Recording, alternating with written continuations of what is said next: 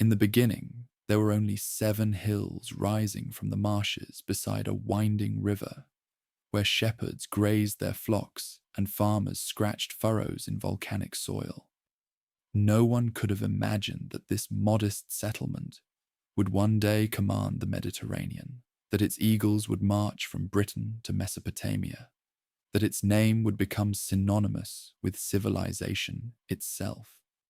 Yet the seeds of that greatness were planted here, in mud and blood and the stubborn determination of a people who refused to accept the limits that geography and circumstance seemed to impose.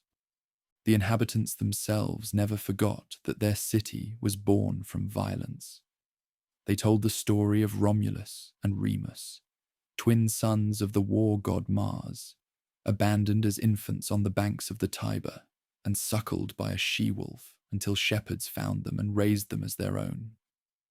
When the brothers grew to manhood, they quarreled over where to found their city. Romulus favored the Palatine Hill, Remus the Aventine. The gods sent signs, vultures circling overhead, but the brothers interpreted them differently. In the end, Romulus killed Remus and built his city where he chose, declaring that anyone who dared leap over its sacred walls would die as his brother had died. The story was myth, but it captured something essential about the local character: the capacity for both fraternal loyalty and fraternal murder, the willingness to kill rather than compromise, the understanding that power required both divine sanction and human violence.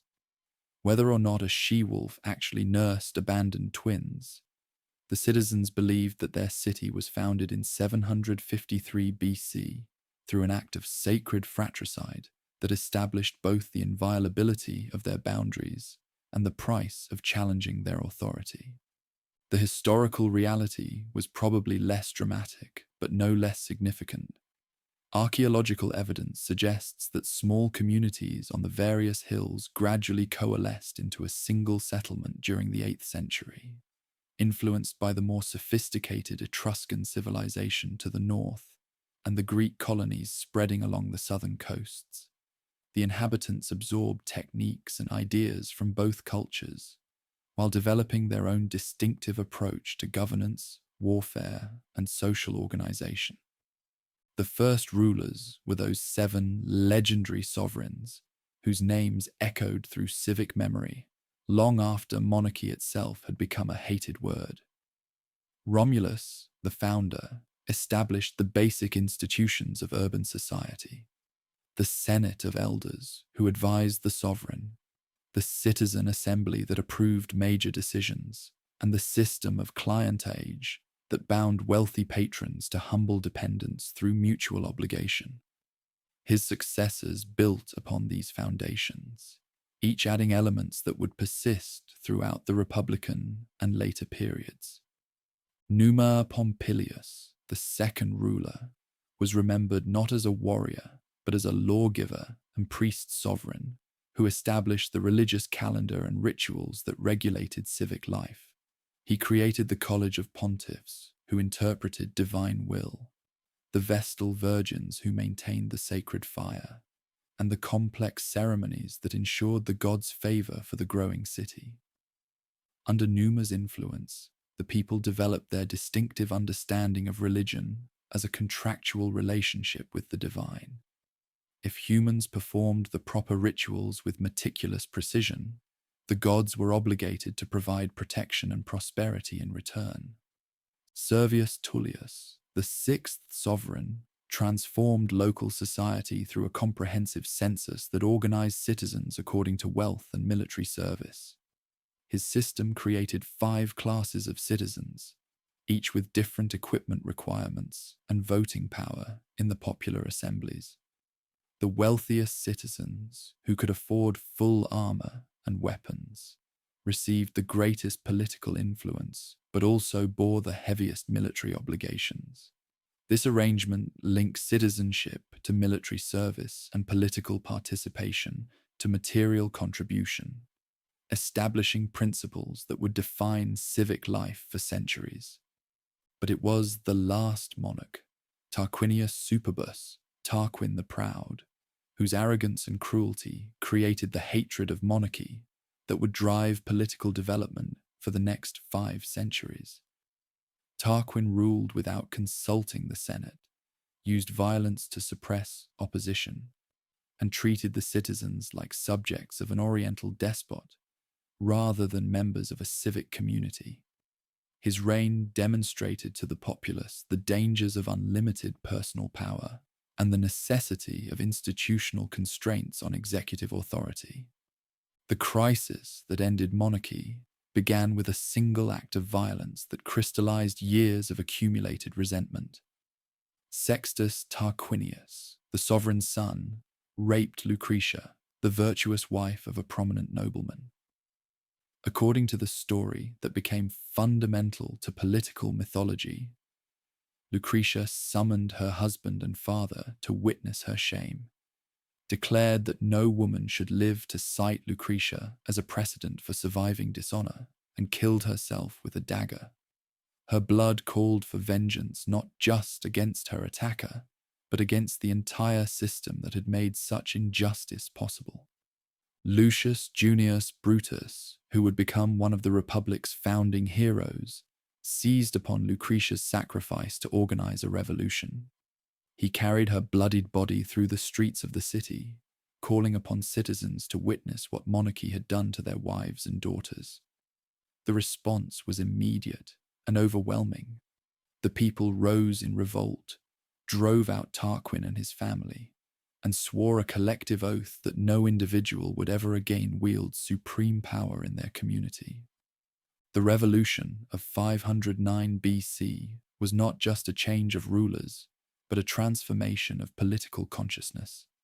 The populace did not simply replace a bad sovereign with a good one, but abolished monarchy entirely, creating in its place a system designed to prevent any individual from accumulating the power that had enabled Tarquin's tyranny.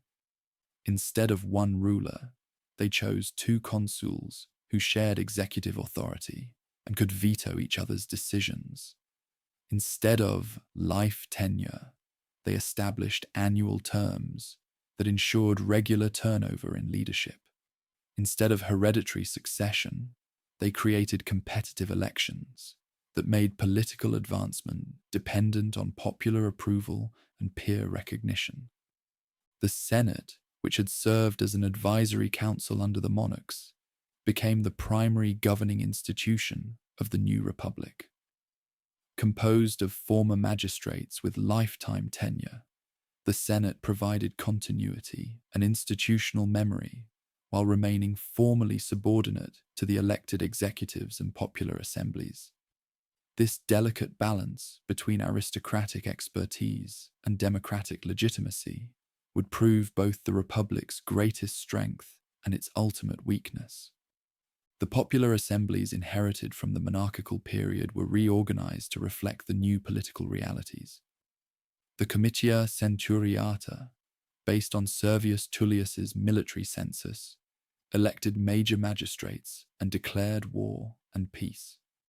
The Comitia Tributa, organized by geographic tribes, passed most legislation and tried important legal cases. The Comitia Curiata, the oldest assembly, retained certain ceremonial functions related to family law and religious matters. Together, these assemblies ensured that political decisions required not just elite consensus, but popular participation. Yet the early republic remained under constant threat from enemies who sought to exploit its apparent weakness. The Etruscan ruler, Lars Porsena, allied with the exiled Tarquin, besieged the city in an attempt to restore the monarchy. The siege produced legendary heroes whose exploits became central to civic education. Horatius Cocles, who single-handedly defended the bridge over the Tiber until it could be destroyed, then swam to safety despite his wounds. Mucius Scaevola, who attempted to assassinate Porsena, was captured and demonstrated local determination by burning off his own hand in the enemy's presence, declaring that 300 youths had sworn the same oath and would keep trying until they succeeded. Whether these stories were literally true mattered less than their function in defining civic virtue. They established the expectation that citizens would sacrifice themselves for the Republic's welfare, that individual suffering was insignificant compared to collective survival, that enemies faced opponents who preferred death to dishonor. These values, inculcated through constant retelling, created a civic culture that could endure defeats that would have shattered societies based purely on material interest or personal loyalty. The Republic's survival required not just internal cohesion, but external alliances that could provide security and resources for continued growth. The Fuidus Cassianum, negotiated with the Latin League around 493 BC, established the diplomatic framework that would enable expansion throughout Italy. Rather than simply conquering and occupying territory, the city offered defeated enemies a choice: destruction or partnership on terms that preserved local autonomy, while requiring military cooperation and loyalty in foreign affairs. This system of graduated citizenship and alliance proved remarkably effective at integrating diverse populations into a confederation dominated by the city on the Seven Hills. Latin cities received rights nearly equivalent to full citizenship. Italian allies obtained protection and trading privileges in exchange for military service. Even former enemies could earn citizenship through loyalty and service, creating powerful incentives for cooperation rather than rebellion. The early republic's greatest institutional innovation was the office of dictator, created to handle emergencies that the normal machinery of government could not address effectively. When external invasion or internal crisis threatened the state's survival, the consuls could appoint a dictator with unlimited authority for a maximum of 6 months. This temporary concentration of power enabled decisive action, while built-in time limits prevented the permanent tyranny that had characterized Tarquin's reign. The first dictatorships dealt primarily with military crises that revealed both the Republic's vulnerabilities and its sources of strength. The Battle of Lake Regillus, fought against a coalition of Latin cities and Tarquin's supporters, demonstrated that the new government could inspire the citizen soldiers to fight with unprecedented determination. Local farmers-warriors, fighting for their own land and liberty, proved superior to professional armies serving foreign rulers or would-be tyrants. Religious innovations reinforced political changes by sacralizing the new constitutional order. The inhabitants believed that their success depended on maintaining proper relationships with the gods through exact performance of traditional rituals. The pontiffs who supervised these ceremonies became guardians of constitutional tradition, as well as religious orthodoxy, since many political procedures had religious dimensions. The oath that citizens swore to the Republic was not just a political commitment, but a sacred vow that invited divine punishment for violations. The expulsion of the monarchs also required practical adjustments in daily governance that revealed the characteristic pragmatism of the people. Functions previously performed by the sovereign were distributed among various officials. Praetors administered justice, censors conducted the citizen census, aediles supervised public works and markets, quaestors managed finances. This multiplication of offices created opportunities for political advancement, while ensuring that no individual could monopolize the expertise necessary for effective administration. The revolution of 509 BC was conservative in the deepest sense. It sought to preserve and strengthen traditional values, rather than create entirely new social arrangements. The revolutionaries claimed to be restoring ancient liberties that Tarquin had violated, rather than establishing unprecedented popular government.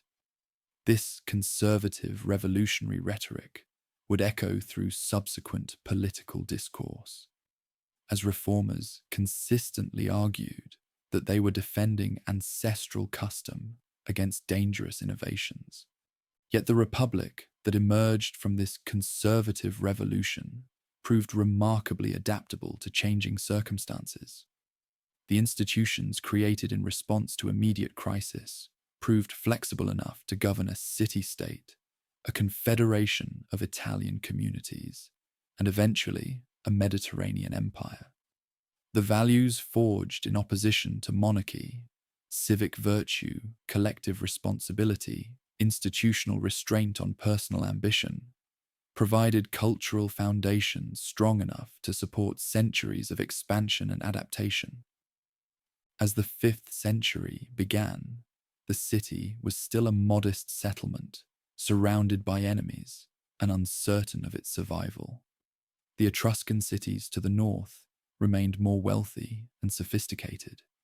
The Greek colonies to the south possessed superior military technology and cultural achievements. The Gallic tribes beyond the Alps were growing restless and dangerous. Yet the inhabitants had created something unprecedented, a government that drew its strength from citizen participation rather than royal charisma, that promised expansion and integration rather than mere conquest and exploitation, that understood political power as collective responsibility rather than personal privilege. The transformation from monarchy to republic marked more than a change in government. It represented a new conception of human possibility, the idea that ordinary citizens could govern themselves without need for divine rulers or hereditary aristocrats. This revolutionary insight would prove as powerful as the legions in spreading influence throughout the ancient world. The Republic, born from revolution, quickly discovered that overthrowing monarchy was simpler than creating a just society. Within 15 years of Tarquin's expulsion, the very citizens who had sworn eternal opposition to tyranny found themselves divided by conflicts that threatened to tear their young state apart. The enemy was no longer a foreign invader or domestic tyrant, but the fundamental question that haunts every society: who shall rule and by what right? The divide ran deeper than politics or economics. It carved through the heart of civic identity itself. On one side stood the aristocracy, the fathers who claimed descent from the original senators appointed by Romulus himself. These noble families possessed not just wealth and land, but something far more precious: the religious authority to communicate with the gods on behalf of the entire community. Only aristocrats could serve as priests in the most sacred ceremonies. Only they knew the proper rituals that ensured divine favor. Only they possessed the auspices that made governmental decisions legitimate in the eyes of heaven. On the other side gathered the common people, the many, who formed the vast majority of the citizen body, but found themselves excluded from real political influence despite their essential role in the Republic's survival. Common farmers provided the food that fed the city. Ordinary craftsmen created the tools and weapons that equipped the armies. Citizen soldiers formed the backbone of the legions that defended the state against its enemies. Yet when important decisions were made, when magistrates were elected, when laws were passed, aristocratic voices carried overwhelming weight, while popular concerns were dismissed or ignored. The system was not formally tyrannical. No single individual wielded the absolute authority that had made Tarquin so hated. But the collective dominance of the noble class created a different kind of oppression, one that used law and custom rather than force to maintain inequality. Commoners could vote in the popular assemblies, but the voting procedures gave disproportionate influence to the wealthy. They could speak in public meetings, but only magistrates could formally propose legislation, and all magistrates were aristocrats. They could seek justice in the courts, but the laws were unwritten traditions. known only to noble priests who served as judges. Most galling of all was the prohibition on intermarriage between the orders. The aristocracy justified this restriction as necessary to preserve the religious purity that enabled them to serve as intermediaries with the gods. But common citizens saw it as a deliberate attempt to create a hereditary caste system that would perpetuate inequality across generations. Talented families from the masses could accumulate wealth and influence, but they could never truly join the ruling class, never escape the stigma of inferior birth that marked them as unsuitable for the highest honors. The crisis erupted in 494 BC when external military pressure collided with internal social tensions in a way that revealed the Republic's fundamental contradictions. The Volsci and Aequi, mountain tribes threatened by expanding settlements, launched coordinated attacks that required immediate military response. The Senate called up the legions as usual, expecting ordinary citizens to abandon their farms and workshops to fight for a state that denied them equal political rights. The response was unprecedented. The masses refused to serve. This was not mutiny in the traditional sense. No one challenged the authority of elected magistrates or attempted to seize control through violence. Instead, the common people employed a form of resistance that was both more subtle and more devastating. They simply withdrew their cooperation from a system that depended on their participation. Without soldiers from the masses, the legions could not march. Without farmers from the populace, the city could not eat. Without craftsmen from the lower orders, the economy ground to a halt. The withdrawal escalated when popular leaders organized the first secession of the plebs, a mass migration that saw thousands of citizens abandon the city entirely and establish an alternative community on the sacred mount outside the traditional boundaries. This was not rebellion, but something far more threatening to noble authority. The creation of a parallel state that demonstrated popular capacity for self-governance. The secessionists elected their own officials, established their own laws, and organized their own military forces, proving that they needed aristocratic leadership far less than noble leaders needed popular cooperation. Faced with the prospect of ruling over an empty city while hostile armies gathered on the borders, the elite were forced to negotiate. The talks that ended the first secession established precedents that would shape political development for the next 2 centuries. The masses agreed to return to the city and resume their civic obligations, but only in exchange for concrete institutional changes that gave them real political influence rather than merely formal citizenship. The most important concession was the creation of the tribune of the plebs, an office that existed specifically to protect popular interests against aristocratic oppression. Tribunes were elected exclusively by common voters, could serve only mass interests, and possessed the sacred authority of veto that enabled them to block any governmental action they deemed harmful to their constituents. Most remarkably, the tribunes' persons were declared sacrosanct.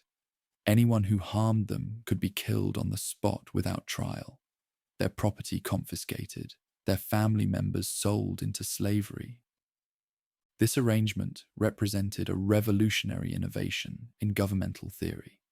For the first time in recorded history, a state had created an official position whose primary function was to oppose the government itself.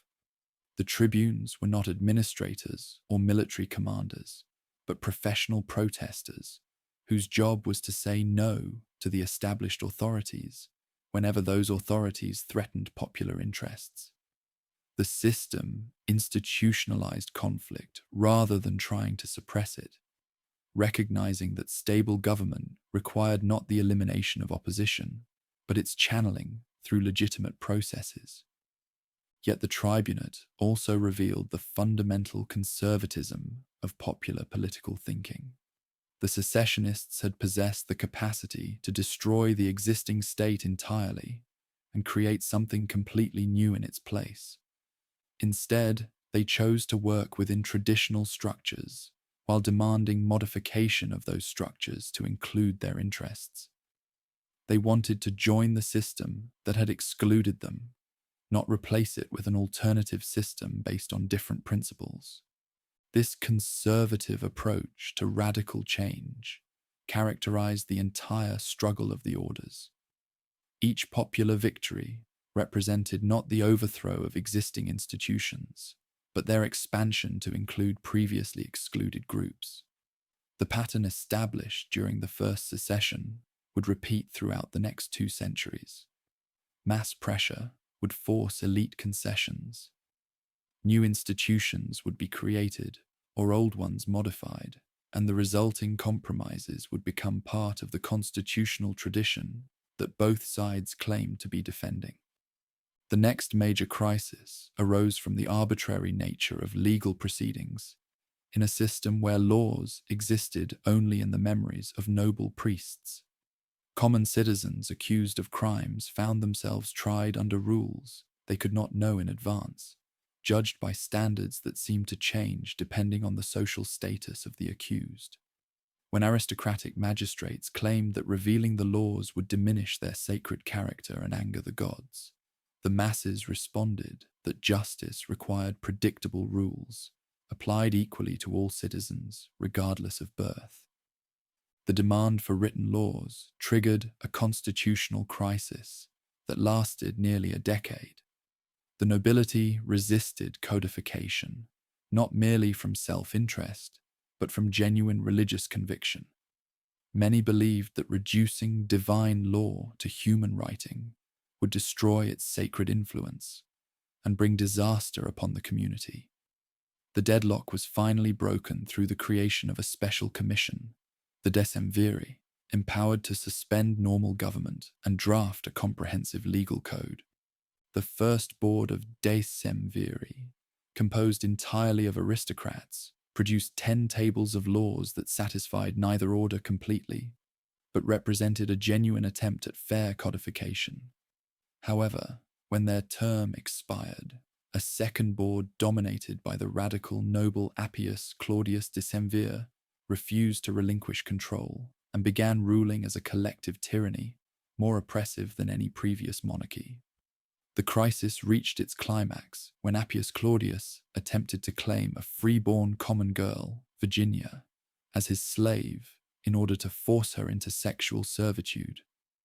Virginia's father, faced with the choice between surrendering his daughter to tyranny or watching her suffer public dishonor, killed her with his own hand in the forum, then fled to the army camps to rally opposition to the Decemvirs.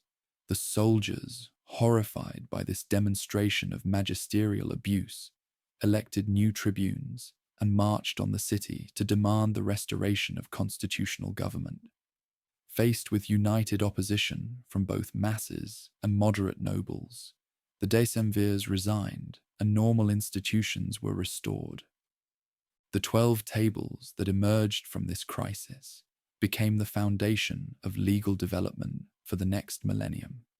While the laws themselves were often harsh, debtors could be enslaved, thieves could be killed, and various offenses carried the death penalty. Their publication meant that citizens finally knew what rules governed their society. Equal knowledge of the law, even harsh law, represented a form of equality that had not existed when legal interpretation remained the exclusive privilege of the noble priesthood. More importantly, the 12 tables established the principle that law was a human creation subject to human modification, rather than a divine mystery beyond mortal comprehension. This seemingly technical change had profound implications for political development, since it opened the possibility that laws could be changed through political action rather than religious revelation. If humans had written the laws, humans could rewrite them to address new circumstances or correct old injustices. The struggle for legal equality encouraged popular demands for social recognition that culminated in the campaign for intermarriage rights. The Lex Canulea of 445 BC abolished the prohibition on marriage between aristocrats and commoners, removing the most visible symbol of hereditary caste distinction.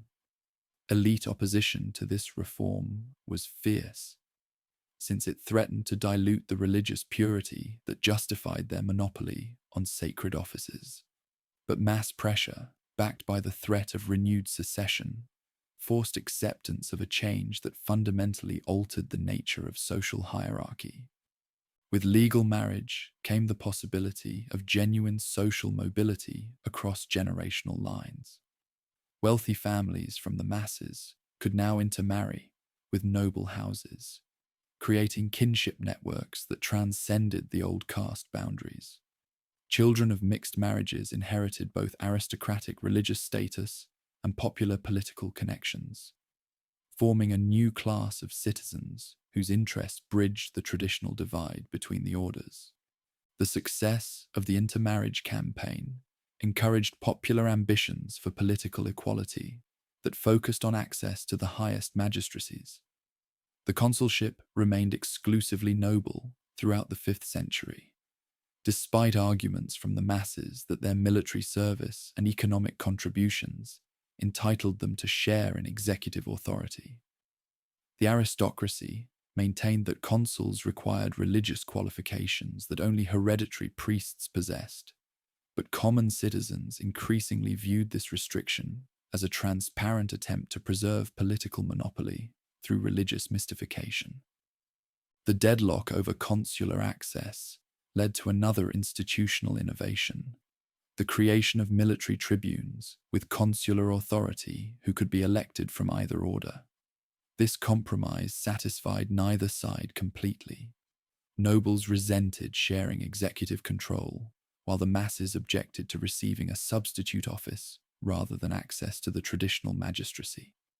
But the military tribunate provided valuable experience in high-level administration for popular politicians, while maintaining aristocratic religious prerogatives in purely civilian contexts.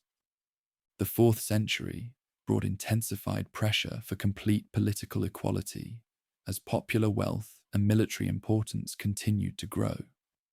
The Gallic sack of 390 BC demonstrated that external threats required unity between the orders, since successful defense depended on citizen soldiers fighting under commanders from the masses as well as noble officers. The disaster also created opportunities for popular advancement, as traditional institutions proved inadequate for managing the crisis, and capable individuals regardless of birth were pressed into service.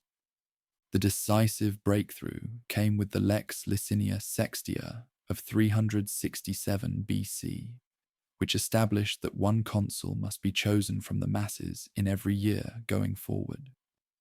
This law represented the culmination of 2 centuries of struggle, since it recognized popular fitness for the highest executive office without qualification or restriction.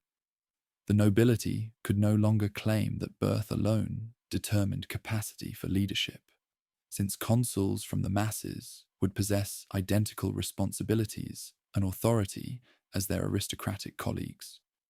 The integration of common citizens into the consulship created momentum for broader political inclusion that continued throughout the 4th and 3rd centuries. The praetorship, originally a noble office responsible for legal administration, was open to popular candidates. The censorship, which controlled the citizen census and public morality, became accessible to both orders.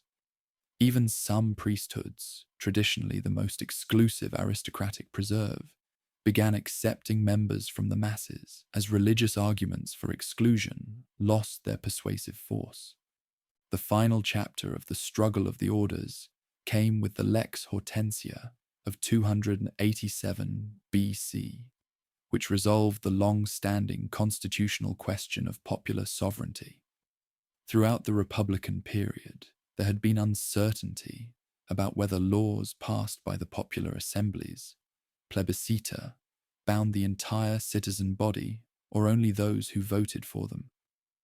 The aristocracy had argued that their religious authority exempted them from purely popular legislation, while the masses insisted that majority decisions should govern the entire community. The Lex Hortensia settled this dispute definitively by declaring that plebiscita had the force of law for all citizens, regardless of their personal views or social status.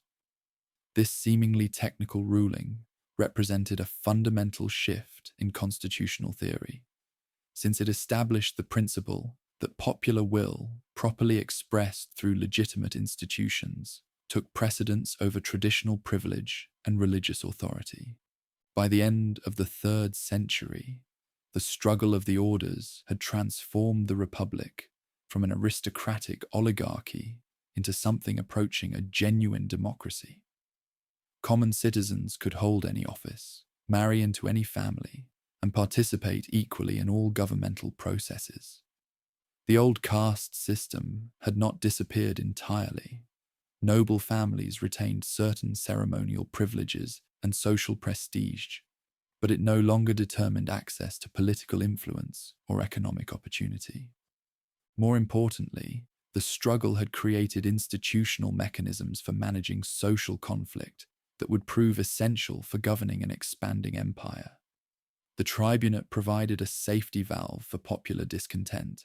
The written laws ensured predictable justice, and the integration of mass leadership created broader consensus for state policies. The republic that emerged from 2 centuries of internal conflict was stronger, more flexible, and more legitimate than the aristocratic oligarchy that had replaced the monarchy. Yet this very success contained the seeds of future problems. The institutional compromises that had resolved the struggle of the orders assumed a relatively simple society of farmers and craftsmen, whose interests could be balanced through constitutional mechanisms. As territorial expansion brought vast wealth and exotic influences to the city, new forms of inequality would emerge that could not be addressed through the traditional methods that had served so well in simpler times. The infant state faced a world that showed no mercy to the weak. Beyond the 7 hills lay a peninsula divided among dozens of peoples, each jealously guarding their lands, their traditions, and their independence. To the north, the sophisticated Etruscan settlements commanded trade routes and possessed military technologies that made their armies formidable opponents. To the east and south, fierce mountain tribes, the Volsci, Aequi, and Sabines, raided the lowlands whenever opportunity presented itself. Farther south still, Greek colonies boasted wealth and culture that made the Latin communities seem provincial by comparison. Yet this apparent disadvantage would prove to be the new government's greatest strength. Surrounded by potential adversaries, forced to fight for survival from its very birth, the emerging power developed military institutions and diplomatic strategies that would eventually enable it to dominate the entire peninsula. The process would take nearly 2.5 centuries of almost constant conflict, but each victory would add to the Confederation's resources and reputation, while demonstrating to other peoples the advantages of cooperation over resistance. The first test came immediately. The exiled Tarquin, determined to reclaim his throne, convinced the Etruscan lord Lars Porsena to besiege the settlement and restore the monarchy. For the young state, this represented an existential crisis that would determine whether the revolution of 509 could survive its first serious challenge. The siege that followed produced the legendary heroes whose stories would inspire citizens for generations. Horatius Cocles defending the bridge, Mucius Scaevola burning his hand to demonstrate resolve, Cloelia leading the hostages to freedom. But the siege also revealed something more practical: the new government's capacity to endure suffering without surrendering its principles. The citizens accepted starvation rather than submit to royal authority, proving that the reformed institutions commanded loyalties that mere fear could not explain.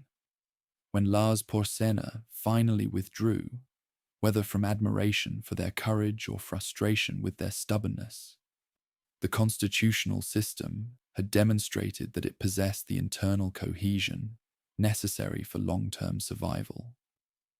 The next challenge came from the Latin communities, traditional partners who viewed the internal changes with suspicion and alarm. The Battle of Lake Regillus, fought around 496 BC, marked the first time that the new government faced a coalition of opponents who understood their military capabilities and political vulnerabilities. The conflict tested not just the reformed armies, but the fundamental claim that citizens would fight more effectively than subjects for a state they had helped create. The victory at Lake Regillus proved that Republican soldiers could indeed defeat traditional forces, but it also demonstrated the limitations of purely military solutions to political problems. The defeated Latin settlements retained their wealth, their populations, and their potential for future resistance. Crushing them completely would have required resources the state did not possess and would have created bitter enemies on its immediate borders. Instead, the leadership chose a different approach that would become characteristic of their growth throughout the peninsula. The Foedus Cassianum, negotiated in the aftermath of the Lake Regillus campaign, established the template for territorial growth through partnership rather than subjugation. Rather than annexing the defeated communities or imposing tribute, the Confederation offered them cooperation on terms that preserved local autonomy while requiring military support. The Latin settlements retained their own governments, laws, and customs, but agreed to provide soldiers for joint campaigns and accept central leadership in foreign affairs. This arrangement proved remarkably effective at transforming former adversaries into reliable supporters. Partner communities gained access to the Confederation's protection and trading networks while maintaining their traditional institutions. The central authority gained additional military resources and strategic depth without the administrative burden of governing unwilling subjects. Most importantly, the system created incentives for loyalty rather than rebellion, since cooperating settlements prospered through partnership and suffered through resistance. The early decades of the 5th century brought constant skirmishing with the mountain peoples who viewed the growing Latin Confederation as a threat to their traditional way of life. The Volsci and Equi launched repeated raids that tested the state's ability to protect its lands and partners. These conflicts were not the decisive campaigns that would characterize later growth, but grinding struggles of attrition that required constant vigilance and gradual gains. The most significant of these early campaigns was the decade-long siege of Veii, an Etruscan settlement whose wealth and strategic position made it a crucial target for northward growth. The siege, conducted between 406 and 396 BC, marked the first time the Confederation had attempted to capture a major fortified position through systematic investment rather than assault. The effort required innovations in logistics, engineering, and military organization that would prove essential for future conquests. More importantly, the siege of Veii established precedents for incorporation that would shape the Confederation's approach to growth for centuries. When the settlement finally fell, its lands were distributed among citizens rather than being governed as a subject province. New communities were established on conquered soil, extending the population base while creating stakeholders with personal interests in defending their acquisitions. Yet just as success seemed to promise continued growth, disaster struck from an unexpected direction. In 390 BC, a Gallic army under the chieftain Brennus descended from the northern mountains and inflicted upon the Confederation the most devastating defeat in its history. The Battle of the Alaya resulted in the complete destruction of the citizen army and the sack of the settlement itself, forcing the survivors to take refuge on the Capitoline Hill, while barbarian warriors plundered their homes and temples. The trauma of the Gallic sack would influence military and political thinking for generations. The citizens had learned that their growing strength could attract dangerous enemies from beyond the traditional sphere of conflict, that success brought new vulnerabilities as well as new opportunities. The humiliation of paying ransom to barbarian invaders, accompanied by Brennus's contemptuous vae victis, woe to the conquered, created a determination never again to appear weak before foreign opponents. Recovery from the Gallic disaster required not just rebuilding physical damage, but reconstructing the military and political institutions that had proven inadequate for the new challenges the Confederation faced. The army was reorganized with better equipment and training. New fortifications were constructed around the enlarged settlement, and the partnership system was strengthened to provide additional security against future invasions. The 4th century brought a series of conflicts that would test these reforms, while gradually extending control throughout central portions of the peninsula. The Samnite peoples, who dominated the mountainous interior, possessed military traditions and ambitions that made conflict with the growing confederation almost inevitable. The 3 Samnite struggles, stretching from 343 to 290 BC, represented the most serious military challenge the state had yet faced. The Samnites were not barbarian raiders, but organized societies with sophisticated military institutions and partnership networks of their own.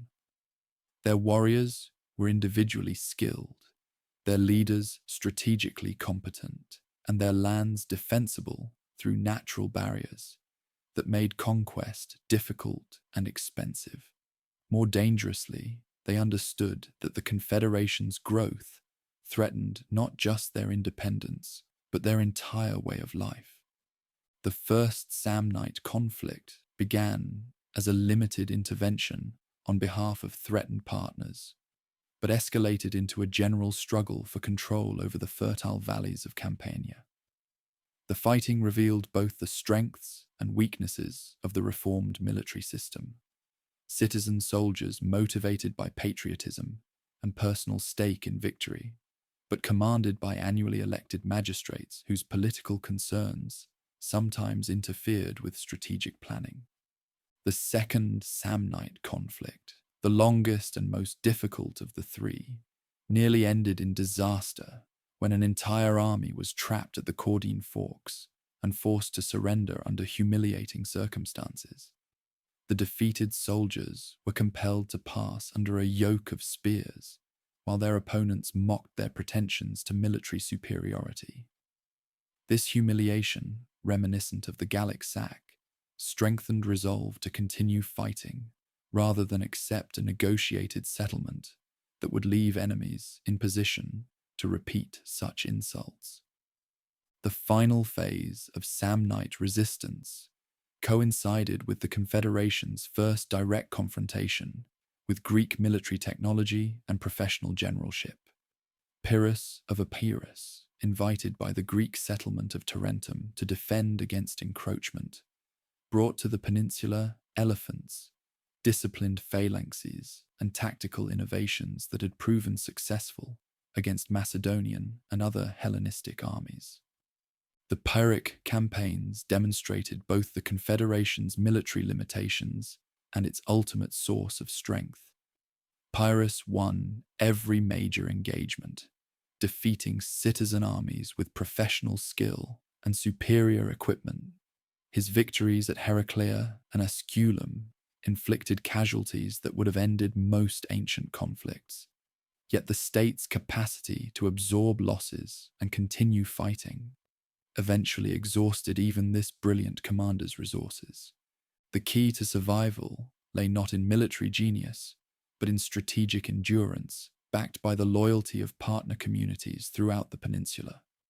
While Pyrrhus could win individual engagements, he could not break the cooperation system that provided the Confederation with continuous reinforcements and economic support. Local populations, given the choice between Greek liberation and continued partnership with their Latin protectors, generally chose the familiar relationship over uncertain independence under foreign leadership.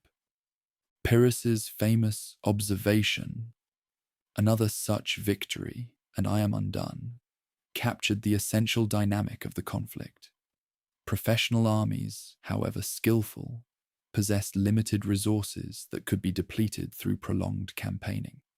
Citizen militias, supported by Confederate contingents and motivated by personal stakes in the outcome, could sustain losses that would destroy mercenary forces while learning from defeats to improve their effectiveness over time. The departure of Pyrrhus in 275 BC marked the effective end of serious resistance to growth throughout the peninsula. The remaining Greek settlements, deprived of external support and facing the reality of the Confederation's demonstrated staying power, negotiated surrenders that preserved their local autonomy while acknowledging supremacy in foreign affairs. The Samnites, exhausted by decades of conflict and isolated by the defection of former partners, accepted settlements that left them nominally independent but practically subordinate. By 265 BC, the central state controlled or dominated lands stretching from the Valley of the Po in the north to the Straits of Messina in the south.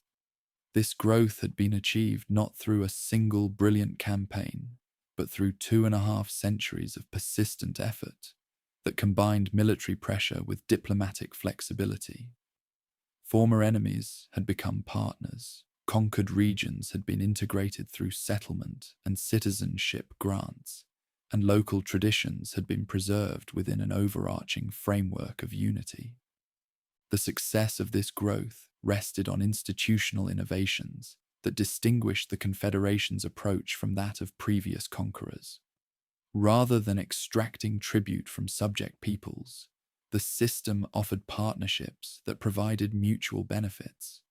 Rather than imposing uniform government on diverse populations, it preserved local autonomy while requiring only loyalty in foreign affairs and military service for common defense.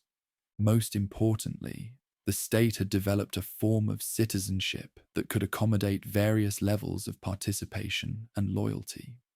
Full citizens enjoyed complete political rights and could hold office in the central government.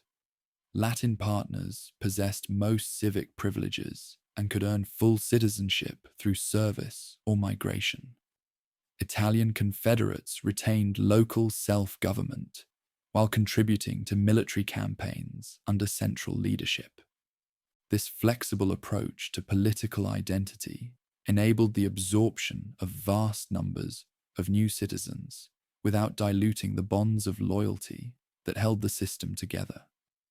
Each incorporated community gained stakeholders in the Confederation's continued success while contributing resources for further growth.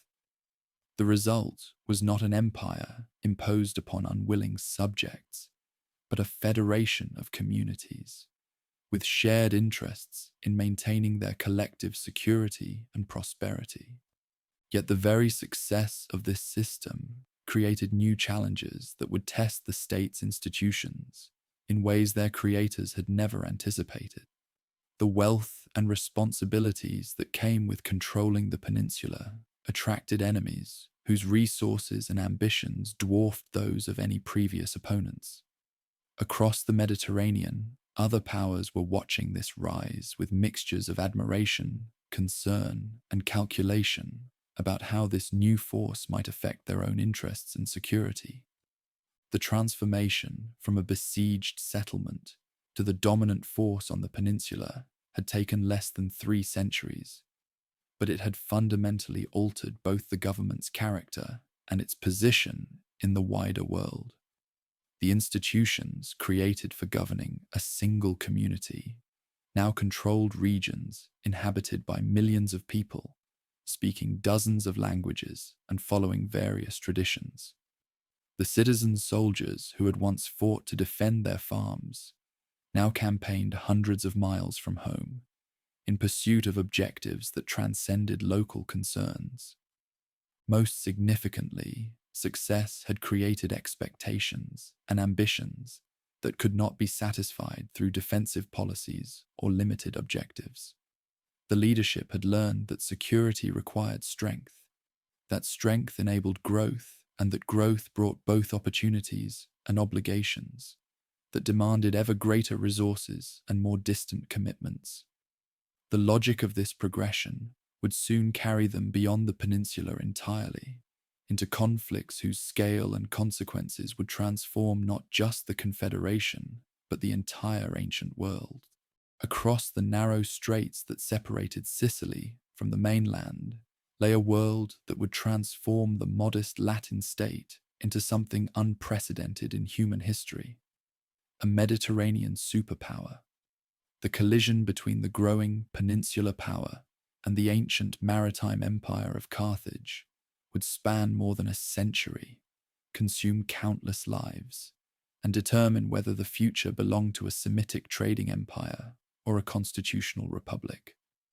When the smoke finally cleared, one civilization would lie in ruins, while the other would stride across 3 continents as master of the known world.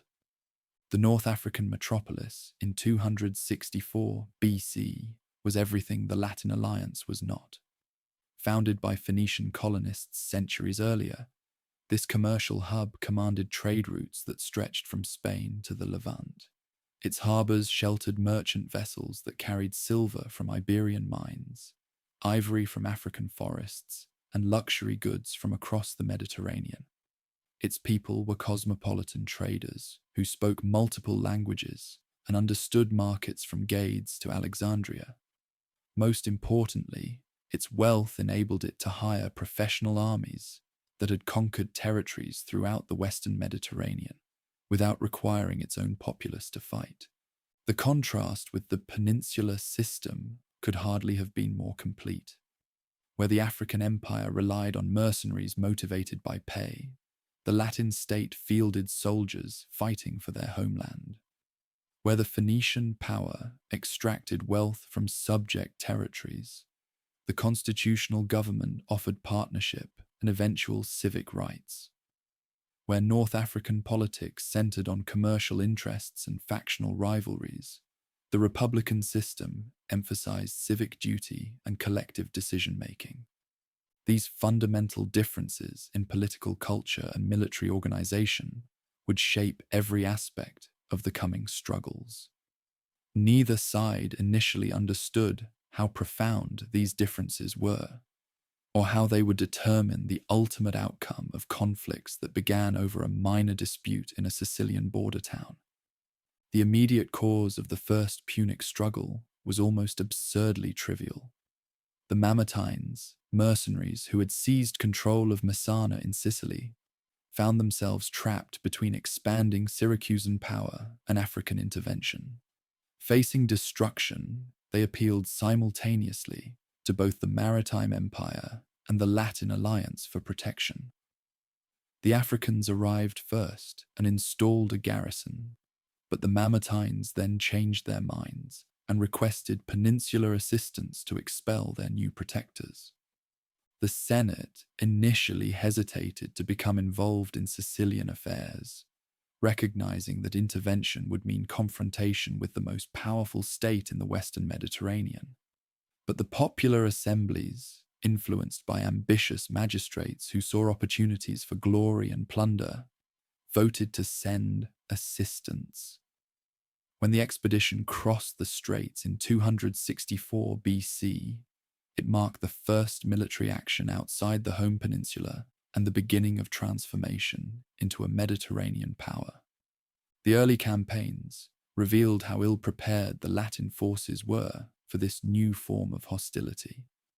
Sicily was not the familiar peninsula, where soldiers could fight near their homes and return to their farms during planting and harvest seasons. The island required permanent garrisons, complex logistics, and above all, naval capabilities that the constitutional state simply did not possess. For the first time in their history, the peninsular armies found themselves fighting opponents who could not be reached by their traditional methods. African naval supremacy made every Latin soldier in Sicily a potential prisoner, every supply convoy a target for interception.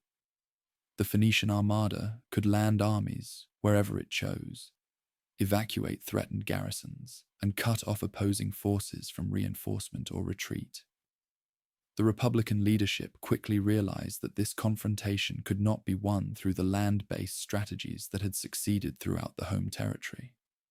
The decision to build a maritime force represented one of the most audacious gambles in ancient history. The Latin peoples possessed virtually no naval traditions, no experienced shipwrights, no trained crews capable of maneuvering vessels in combat. When they captured an African warship and used it as a model for mass production, they demonstrated both their practical ingenuity and their complete ignorance of maritime combat. The first armada they launched was so poorly constructed that many ships sank in calm weather. Yet the Republican system's fundamental strengths, the willingness of the populace to sacrifice for collective goals, and the ability to learn from disasters, gradually overcame these initial disadvantages. Peninsular engineers developed the Corvus, a boarding bridge that enabled their troops to fight sea battles as if they were land engagements.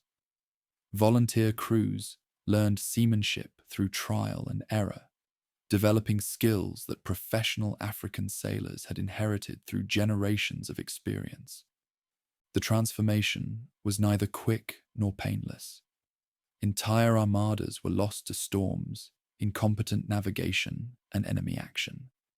The disaster at Drepana in 249 BC saw 93 vessels captured and thousands of experienced mariners killed or enslaved.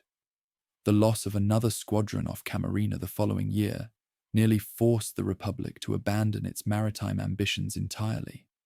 Yet each defeat taught lessons that improved subsequent performance. While the citizen-based recruitment system could replace losses that would have crippled a professional navy, Marcus Atilius Regulus became the symbol of both Republican courage and inexperience during this first great overseas struggle. After winning a spectacular maritime victory at Ecnomus, he landed in Africa with the intention of forcing the enemy capital to surrender by threatening its homeland. The plan was strategically sound, but tactically naive. Regulus underestimated both defensive capabilities and his own army's vulnerability in unfamiliar terrain. The defeat that followed was catastrophic. The African army, reinforced by Greek military advisors and fighting on familiar ground, destroyed the expeditionary force and captured Regulus himself.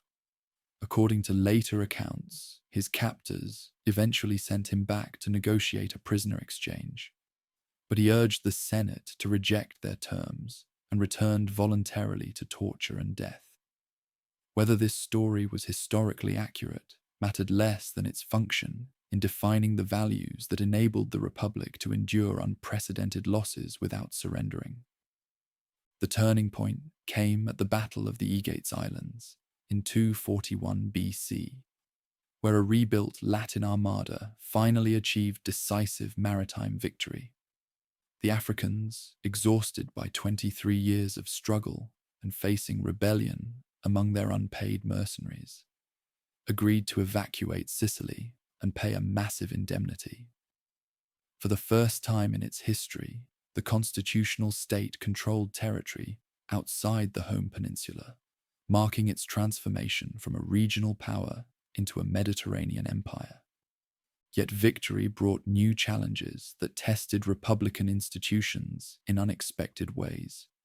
Sicily could not be integrated through the traditional methods that had worked throughout the peninsula. The island's Greek and Phoenician inhabitants possessed different languages, laws, and traditions that could not easily be reconciled with Latin practices. More problematically, the wealth generated by overseas territories created new sources of inequality and corruption that threatened the civic values on which the constitutional system depended. The solution was to govern Sicily as the first province, administered by Latin magistrates, but not incorporated into the body politic. This arrangement preserved the constitutional system from disruption, while enabling the extraction of resources necessary to fund future struggles. But it also established precedents for imperial governance that would eventually transform the character of the state itself. The Second Punic hostilities erupted from African efforts to compensate for their Sicilian losses through expansion in Iberia.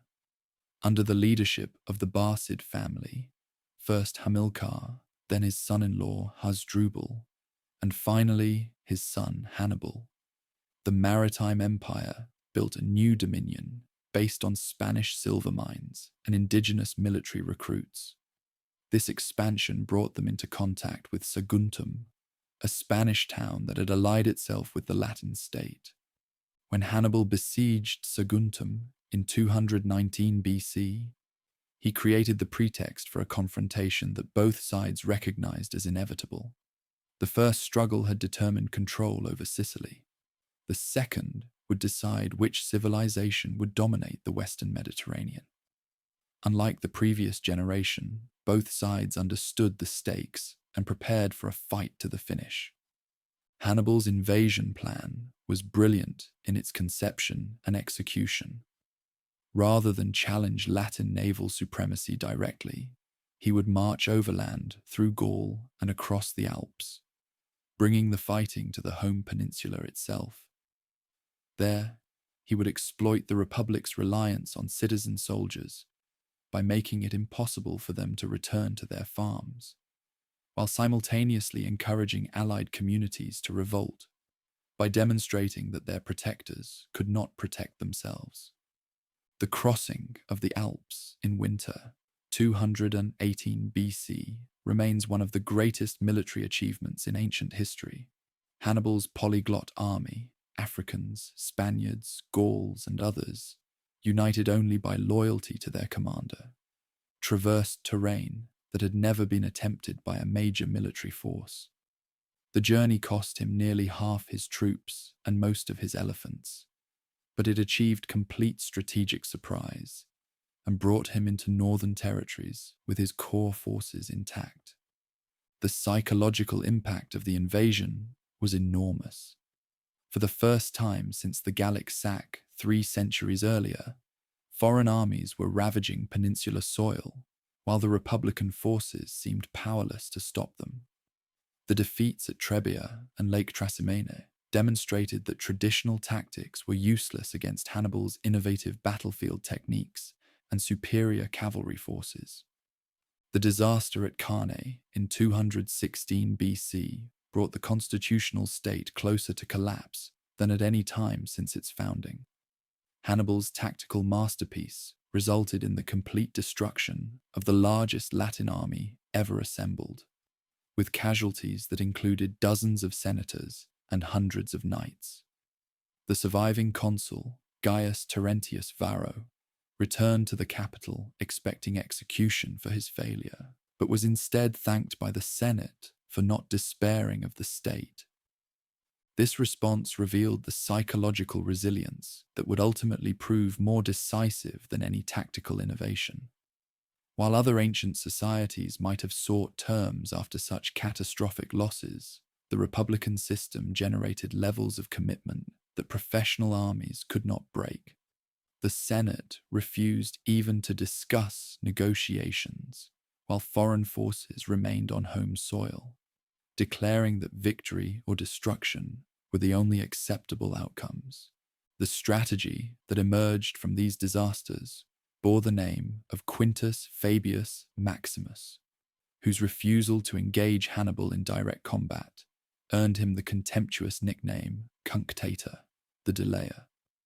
Fabian tactics emphasized attrition over confrontation, using superior resources and manpower to gradually exhaust enemy forces, while avoiding the pitched battles where Hannibal's tactical genius could achieve decisive results.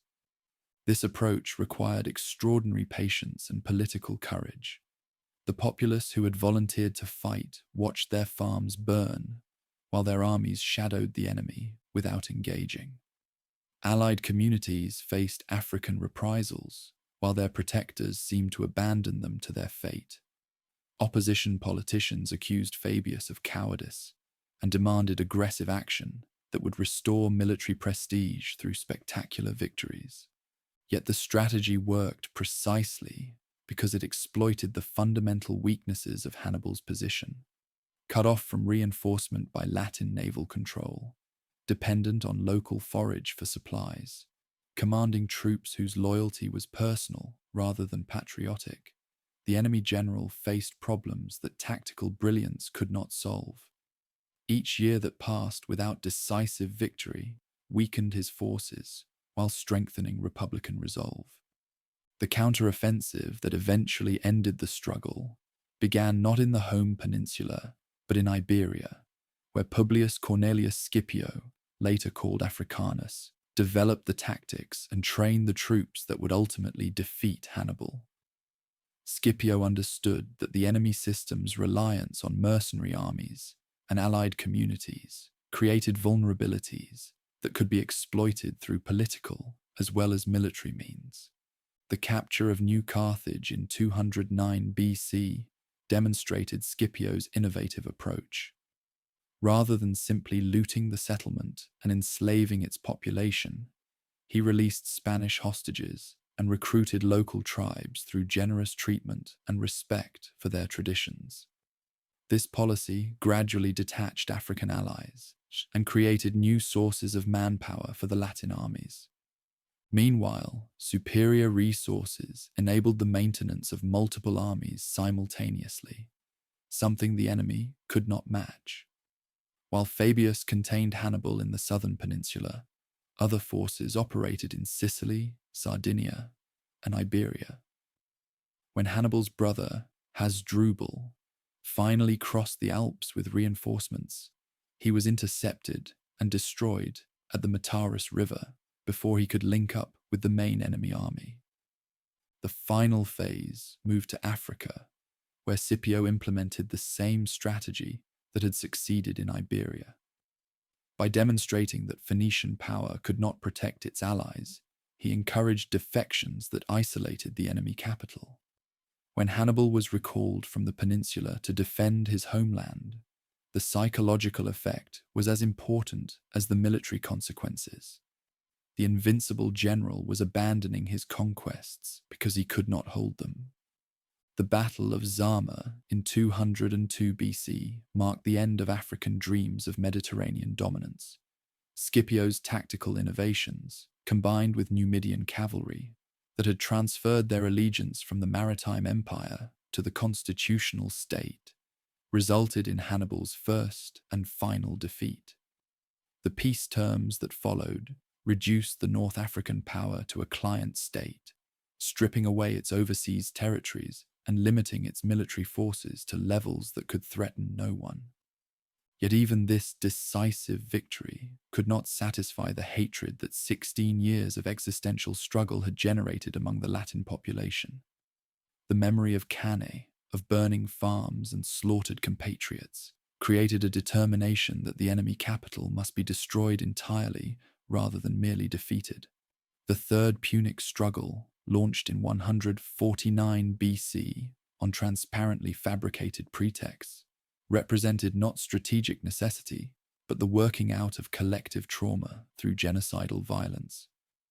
The siege lasted 3 years and required the development of new techniques for attacking heavily fortified settlements.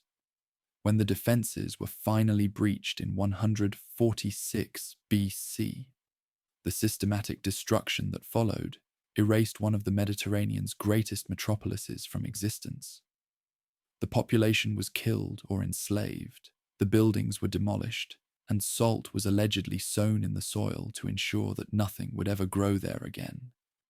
The concurrent destruction of Corinth in the same year marked the completion of transformation into a Mediterranean empire.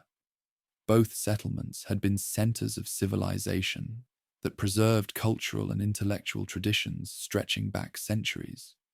Their elimination demonstrated that the Latin state now possessed both the power and the will to reshape the ancient world according to its own interests and values. The Punic struggles had begun as a dispute over a minor Sicilian town and evolved into a civilizational confrontation that determined the future of the Mediterranean world. The republic that emerged victorious was fundamentally different from the modest peninsular alliance that had first crossed the straits to Sicily.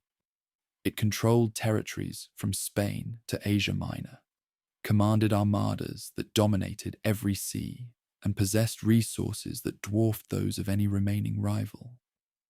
Yet victory had come at an enormous cost that extended far beyond the casualties and financial expenses of over a century of nearly continuous hostilities. The soldier farmers who had won these struggles returned home to find their farms ruined and their traditional way of life threatened by economic changes they could not control. The constitutional system that had enabled victory was straining under the pressures of governing an empire whose scale and complexity exceeded anything its founders had imagined.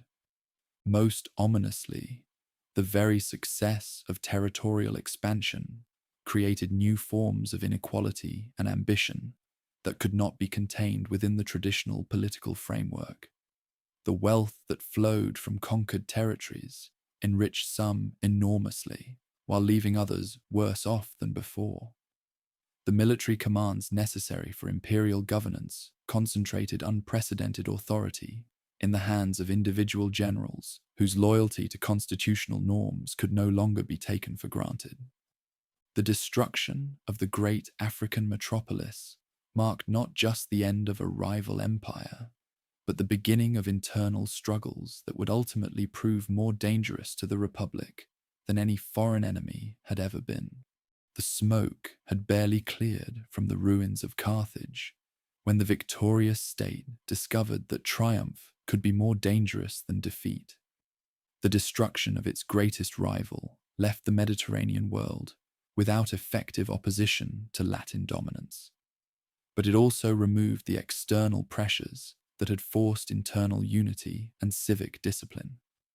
For the first time in centuries, ambitious individuals could pursue personal advancement without fear that factional conflicts might invite foreign intervention. The result was a transformation of governmental culture that would prove more destructive than any enemy army. The riches that poured into the capital from conquered territories were unprecedented in scale and corrupting in effect. Spanish silver mines, Egyptian grain shipments, and Asian tribute created fortunes that dwarfed anything previously seen in the peninsula. Traditional virtues, frugality, simplicity, devotion to agricultural labor, seemed quaint and obsolete when provincial governorships could yield more gold in a single year than honest farming produced in a lifetime. The physical city itself reflected these changes. Where once the capital had been a modest collection of hills dotted with simple temples and practical buildings, now marble monuments imported from Greek quarries competed for attention with elaborate private mansions that showcased exotic treasures from across the known world. The Forum, traditionally a marketplace where the populace gathered to conduct business and debate policy, became a showpiece where affluent families displayed their success through ever more ostentatious architectural projects. More fundamentally, the very nature of civic participation began to change. The farmer soldiers who had defeated Hannibal and conquered the Mediterranean had been motivated by personal stakes in their community's survival and prosperity. They fought because defeat meant the loss of their homes, their families, and their way of life. They served in government because participation was both a privilege and a responsibility of free men who shared in their society's benefits and burdens. But the vast territories created new categories of people whose relationship to the state was purely extractive. Provincial governors and their staffs viewed their appointments as opportunities for personal enrichment rather than public service. Tax collectors, publicani, bid for the right to squeeze resources from subject territories, keeping whatever they could collect above their contracted payments to the treasury. Military commanders prolonged campaigns and provoked unnecessary conflicts to maximize their opportunities for plunder and slave-taking. The consequences were felt first and most severely in the countryside, where small farmers found themselves unable to compete with vast slave-worked estates, latifundia, that produced grain more cheaply than free labor could manage. Soldiers returning from years of overseas service discovered their farms in ruins, their families scattered, and their traditional livelihood no longer economically viable. The choice was stark: sell out to affluent investors and migrate to the city, or struggle against economic forces that made independent farming increasingly impossible. The urban population swelled with displaced farmers who possessed few skills relevant to city life and no capital to establish themselves in trade or craft production.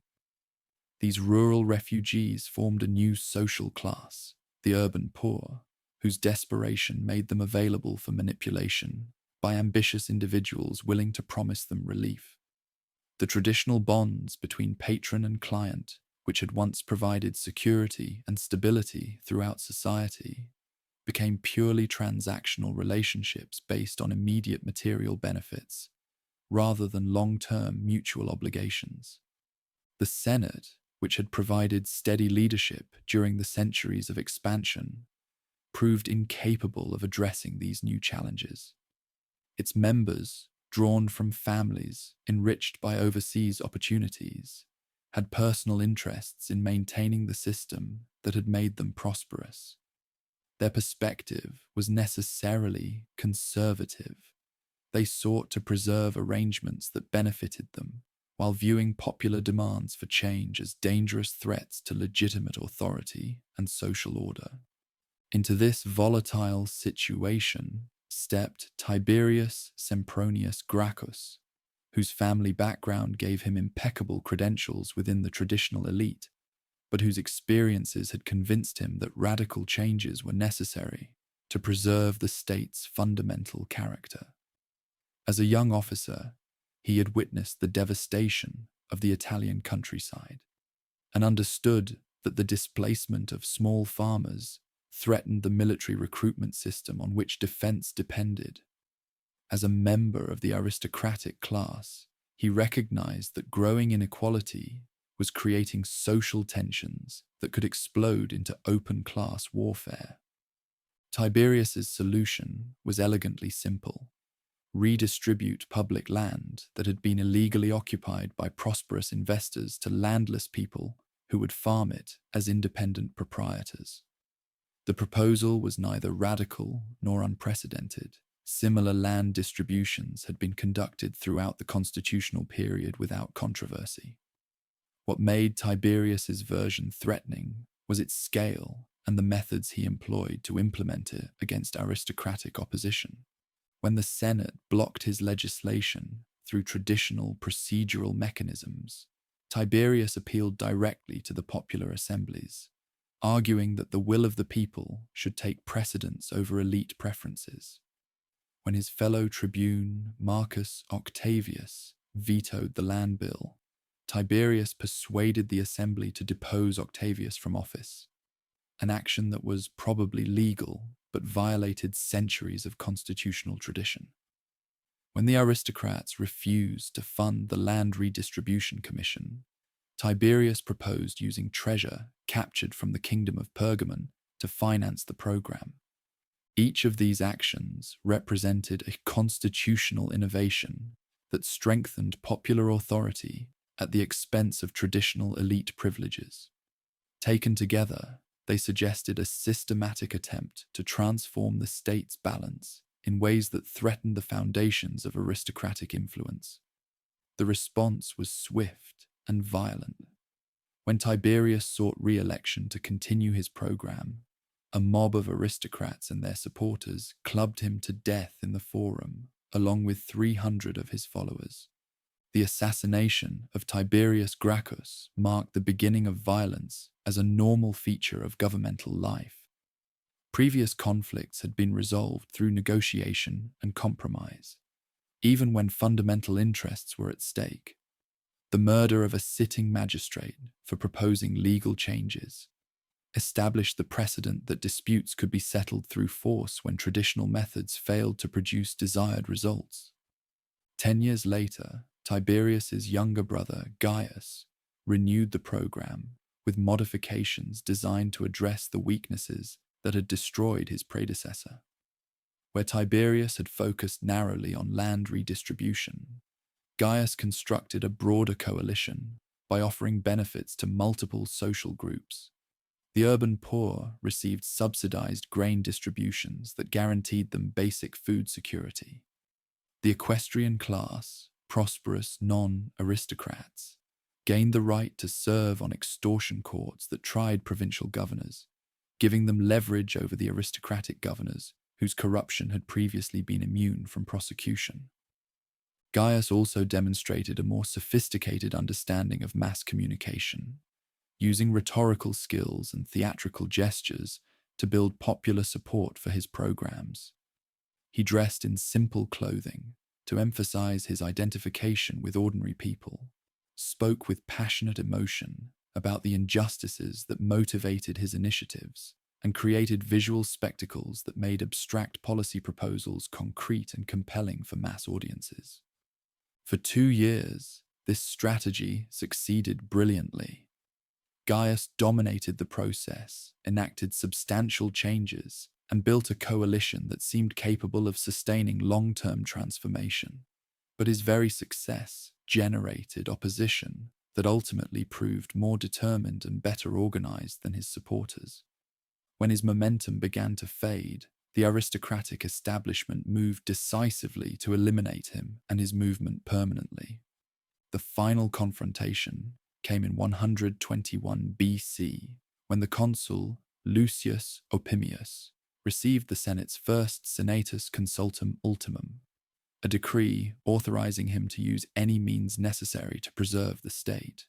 This emergency authorization, which would become a standard weapon against popular leaders, essentially declared martial law and suspended normal legal protections. The battle that followed on the Aventine Hill resulted in the deaths of Gaius Gracchus and 3,000 of his supporters, ending the first systematic attempt at popular change. Yet the Gratian movement had permanent effects that shaped all subsequent development. It demonstrated that traditional institutions could not address the social and economic problems created by territorial expansion without fundamental modifications. It showed that popular assemblies could be mobilized to override aristocratic authority when skilled individuals appealed directly to mass interests. Most importantly, it established the precedent that disputes could escalate to violence when constitutional mechanisms failed to produce resolution. The decades following the Gratian crisis saw the emergence of new forms of organization that reflected the vast territory's growing complexity and the breakdown of traditional civic culture. The Optimates, best men, represented the aristocratic establishment's attempt to preserve their dominance through coordinated action and ideological appeal to ancestral custom. The Populares, popular faction, became the label for individuals who sought advancement through direct appeals to popular assemblies and programs that challenged elite privileges. These factional identities were not formal parties with consistent programs and permanent membership, but rather loose coalitions that formed around specific issues and immediate tactical considerations. Individual leaders might align with either faction depending on their current ambitions and circumstances. What mattered was not ideological consistency, but the practical question of whether a particular person was working within established elite networks or appealing over their heads to popular sentiment. The Jugurthine War provided a spectacular demonstration of how overseas corruption had infected the entire governmental system. Jugurtha, an ambitious Numidian prince, had learned during his service with Latin armies that virtually any official could be bought if the price was right. When he murdered his way to sole control in Numidia, he simply bribed successive commanders and their staffs to overlook his crimes and recognize his legitimacy. The scandal that erupted when these bribes became public knowledge revealed the extent to which provincial commands had become opportunities for personal enrichment rather than public service. Investigations showed that consuls, generals, and entire delegations had accepted payments to betray their responsibilities and abandon allies to a murderous usurper. The popular outrage that followed brought Gaius Marius to prominence as a military commander who promised to fight competently rather than profitably. Meanwhile, the growing number of slave revolts throughout the territories demonstrated the inherent instability of an economic system based on mass exploitation of unwilling labor. The most serious of these uprisings, led by the gladiator Spartacus, saw enslaved workers throughout southern Italy join a rebellion that lasted 2 years and required multiple consular armies to suppress. The revolt's scale and duration revealed both the desperate conditions under which slaves lived and the military potential they possessed when united under competent leadership. The Spartacus rebellion also highlighted the ironic relationship between territorial expansion and domestic security. The same military conquests that enriched elite families and provided slaves for their estates created security threats that required constant vigilance and periodic military intervention. The vast dominion was consuming its own foundations by creating social conditions that generated perpetual internal conflicts. Religious and cultural changes accompanied these economic and administrative transformations, as traditional beliefs and practices came under pressure from contact with sophisticated foreign civilizations. Greek philosophy offered intellectual frameworks that challenged ancestral customs and encouraged critical examination of inherited assumptions. Mystery religions from the East provided spiritual alternatives to traditional civic ceremonies that had lost much of their meaning in the context of governing diverse territories. The very success of Latin arms had created a crisis of cultural identity that paralleled the administrative and economic disruptions of the age. People who had once defined themselves through their participation in a small agricultural community now belonged to a vast dominion that included millions of subjects with different languages, laws, and traditions. The civic virtues that had enabled the conquest of the Mediterranean seemed increasingly irrelevant to the practical challenges of governing diverse populations across 3 continents. Sumptuary laws attempting to regulate luxury consumption demonstrated elite awareness that traditional values were under threat, but they also revealed the futility of legislative solutions to cultural problems. Leaders who gave speeches praising ancestral simplicity while living in marble palaces decorated with Greek art could hardly expect their constituents to embrace frugality as a civic virtue. The intellectual life of the capital reflected these broader cultural tensions. Latin authors began producing literature that wrestled seriously with the moral implications of territorial dominance and the psychological costs of success. Historians like Polybius analyzed the institutional arrangements that had enabled expansion, while questioning whether those same institutions could survive the transformations that expansion had created. Legal development during this period showed similar tensions between traditional forms and realities. The 12 tables that had governed society for centuries proved inadequate for resolving disputes that involved foreign laws. Commercial relationships spanning multiple provinces and conflicts between different legal statuses. The praetors who administered justice were forced to develop new legal principles, ius gentium, that could accommodate the dominion's complexity while maintaining some connection to ancestral precedents. Educational practices also evolved to meet the demands of governing a multicultural dominion. Young aristocrats who expected to hold provincial commands needed to understand Greek literature. Eastern commercial practices and military techniques developed in various cultural contexts. The traditional education, which had emphasized practical skills and moral development within a specifically Latin context, expanded to include subjects that would have seemed foreign and potentially corrupting to earlier generations. By the end of the 2nd century BC, the state had achieved everything its founders could have imagined and more. Latin armies controlled territory from Spain to Asia Minor. Latin law governed millions of subjects who had previously lived under dozens of different legal systems. Latin engineering had created an infrastructure of roads, aqueducts, and public buildings that facilitated communication and commerce throughout the Mediterranean world. Yet these very achievements had created problems that threatened survival more seriously than any external enemy ever had. The institutions designed for governing a city-state proved inadequate for managing vast territories. The civic virtues that had motivated farmer soldiers fighting for their homes became corrupted when those same people could enrich themselves by exploiting distant provinces.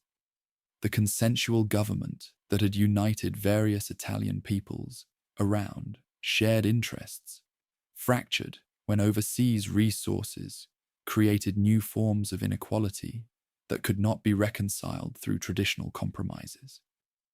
Most ominously, the military system that had conquered the world was beginning to develop loyalties that transcended constitutional authority. Soldiers who served for years in distant provinces under charismatic commanders developed personal bonds that proved stronger than abstract obligations to the state. The professional armies that defense required created new centers of influence that could challenge civilian government when their interests conflicted with aristocratic policies. The transformation was complete. The state that had destroyed Carthage through civic virtue and institutional discipline was being destroyed in turn by the resources and authority that victory had brought.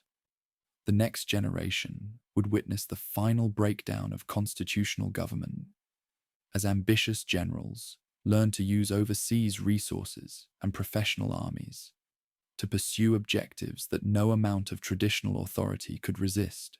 The governmental order that had conquered the Mediterranean was cracking under pressures its founders had never imagined. The breakdown came not as a sudden collapse, but as a series of seemingly reasonable adaptations to practical problems, each of which weakened ancient restraints on personal ambition while strengthening the means available to those bold enough to exploit them. By the early 1st century BC, the institutions created to govern a city-state were managing an empire whose scale and complexity required new solutions that would ultimately destroy the very framework they were meant to preserve. The transformation began with a catastrophe that exposed the inadequacy of ancient military recruitment for the demands of global governance. The social war of 91 to 88 BC erupted when Italian allies who had fought loyally for centuries in Latin armies finally demanded the citizenship rights they had long been promised but never received. These communities possessed the martial experience and organizational capacity to pose a serious threat to the heartland itself. forcing a recognition that the civic structure could no longer exclude populations whose cooperation was essential for defense. The conflict revealed fundamental contradictions in the governmental framework.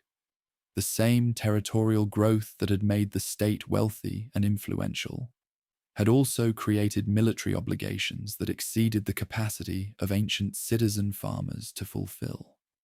Troops were needed continuously in multiple theaters, suppressing provincial rebellions, defending frontier regions, and conducting the exploratory campaigns that ambitious generals used to enhance their reputations and enrich their followers. Yet the old recruitment methods assumed that military service was a temporary obligation that the populace could fulfill between planting and harvest, while maintaining their primary identity as independent farmers. This assumption had been strained for generations by the increasing length and distance of overseas campaigns, but the social war made its complete breakdown undeniable. The state needed professional troops who could serve for years without returning to civilian occupations that no longer existed for most of the population. Into this emergency stepped Gaius Marius, whose martial genius was matched by his understanding of the social changes that ancient institutions had failed to address. The Marian reforms, implemented during his consulships in the last decade of the 2nd century, transformed military service from a civic obligation of property-owning farmers into a career opportunity for the landless urban masses who had been created by earlier economic disruptions. The changes were seemingly technical, but fundamentally revolutionary. Where previous recruitment had required troops to provide their own equipment, Marius armed his forces at state expense, creating standardized legions equipped with uniform weapons and organized according to professional rather than social criteria. Where ancient service had been limited in duration, Marian troops enlisted for fixed terms that could extend for decades. Most importantly, where earlier armies had been motivated by defense of their own property, the new legions were promised land grants at the end of their service, grants that could only be provided through the influence of their commanding generals. This last innovation proved decisive in transforming the relationship between martial and civilian leadership. Troops who depended on their generals for their retirement security developed personal loyalties that transcended abstract obligations to established government. Generals who controlled the distribution of land grants possessed means for building coalitions that no purely civilian leader could match. The result was the emergence of a new form of leadership that combined martial command with popular appeal in ways that threatened ancient elite control. Marius himself demonstrated both the potential and the dangers of this new arrangement. His victories over Jugurtha in North Africa and the Germanic tribes, Teutones and Cimbri, who threatened the northern frontiers, established his reputation as the most successful general of his generation. His ability to recruit and train effective armies from populations that ancient recruitment had rejected proved that the martial emergency could be solved through institutional innovation. But his repeated consulships, 6 in total, violating the principle that limited individuals to a single term, set precedents for personal rule that subsequent generals would exploit more systematically. The first test of the new martial structure came with the Mithridatic Wars, which began when Mithridates VI of Pontus challenged Latin control over Asia Minor by massacring tens of thousands of Italian merchants and their families throughout the Eastern territories. The scale and coordination of these attacks demonstrated that provincial subjects retained both the capacity and the motivation for armed resistance despite generations of apparently stable governance. The emergency created opportunities for ambitious generals to enhance their reputations through spectacular victories over exotic enemies, but it also revealed how easily established procedures could be manipulated when martial commands carried such enormous potential rewards. The rivalry between Marius and Lucius Cornelius Sulla over the lucrative Mithridatic command escalated into open conflict when each side used violence to override legal decisions that favored their opponents. Sulla's march on the capital in 88 BC marked the first time that a general had used his army directly against the established government that had appointed him. The precedent was technically justified. Sulla claimed he was defending legitimate governance against illegal popular violence.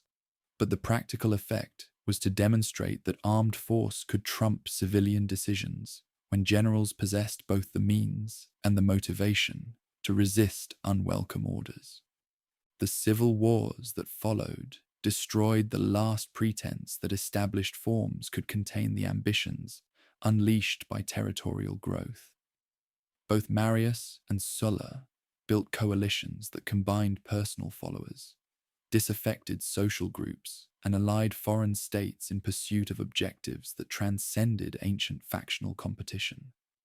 The stakes were no longer limited to particular policies or offices, but extended to fundamental questions about who would control the state and how that control would be exercised. Sulla's eventual victory in 82 BC brought to office a leader whose understanding of the emergency was both more systematic and more radical than any previous attempt at institutional renovation. Where earlier generals had used extraordinary circumstances to justify temporary violations of established norms, Sulla embraced the title of dictator and embarked on a comprehensive program designed to restore ancient government through means that completely violated ancient principles.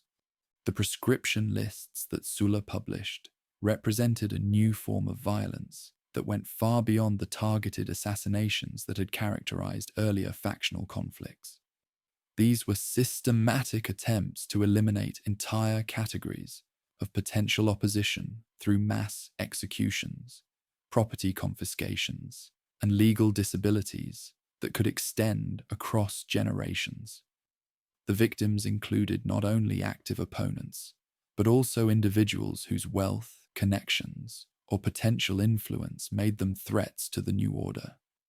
The scale of the killing was unprecedented in the civic period.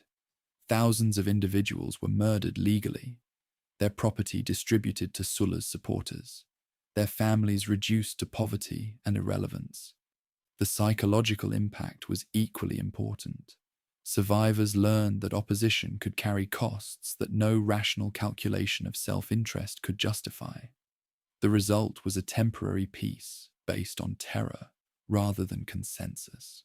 Yet Sulla's reforms demonstrated a genuine understanding of the structural problems that had enabled the emergency. His restrictions on the tribunate addressed the institutional mechanisms that popular leaders had used to circumvent aristocratic control. His requirements for sequential office holding, cursus honorum, were designed to prevent rapid advancement by individuals who lacked ancient qualifications. His expansion of the courts and systematization of legal procedures created alternatives to the popular assemblies that had proven susceptible to demagogic manipulation. Most importantly, Sulla's settlement of his veteran troops in colonies throughout Italy represented an attempt to recreate the social foundations of established government by establishing new communities of property-owning inhabitants whose interests would align with maintaining stable institutions. If successful, this program might have restored the civic culture that territorial growth had destroyed, while providing employment for the professional troops whose loyalty had made his victory possible. The great paradox of Sulla's dictatorship was its voluntary conclusion. Having achieved complete control over the state and eliminated all effective opposition, Sulla retired to private life in 79 BC, apparently confident that his institutional innovations would preserve the ancient framework he had violated to restore. This decision revealed both his genuine commitment to established principles and his fundamental misunderstanding of the forces he had unleashed. The failure of the Sullan settlement became apparent within years of his retirement. as new leaders emerged who understood how to exploit the precedents he had established while avoiding the limitations he had tried to impose. The machinery of legal violence he had created could be operated by anyone who gained control of it. The veteran colonies he had established provided models for subsequent land distributions that served different objectives. Most dangerously, his demonstration that established government could be suspended temporarily encouraged others to believe that it could be suspended permanently. The decade following Sulla's death saw the emergence of generals who combined his institutional innovations with more sophisticated understanding of popular appeal and coalition building. These new strongmen learned to present their ambitions in terms that emphasized continuity with ancient practice while systematically undermining the foundations of that practice through practical choices. Pompey the Great exemplified this new form of leadership. His martial achievements in suppressing the slave revolt led by Spartacus, clearing the Mediterranean of pirates, and conquering vast territories in the east, established his reputation as the most successful general since Marius. But his methods demonstrated how completely the established framework had been subordinated to personal ambition. Pompey's extraordinary commands, granted through popular legislation that overrode ancient limitations on individual influence, created precedents for concentrating multiple provinces and martial assets under single generals for extended periods.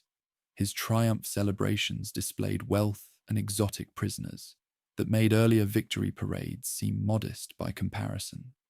His theatre complex and other public works projects established new standards for the architectural glorification of individual achievement. Yet Pompey's very success created the conditions for his eventual downfall by inspiring imitators who possessed equal ambition but superior skills.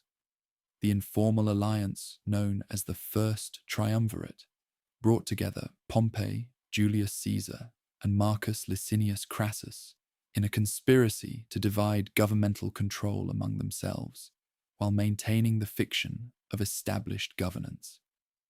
This arrangement worked temporarily because each member possessed assets that complemented those of his partners. Pompey's martial reputation provided the coalition with credibility and popular support. Crassus's wealth enabled the financing of campaigns and the bribery of officials whose cooperation was necessary for legislative success. Caesar's legal expertise and oratorical skills allowed the triumvirs to present their agenda in terms that appeared to respect ancient procedures while actually subverting them completely. The triumvirate's legislative program demonstrated how thoroughly established forms had been separated from established substance.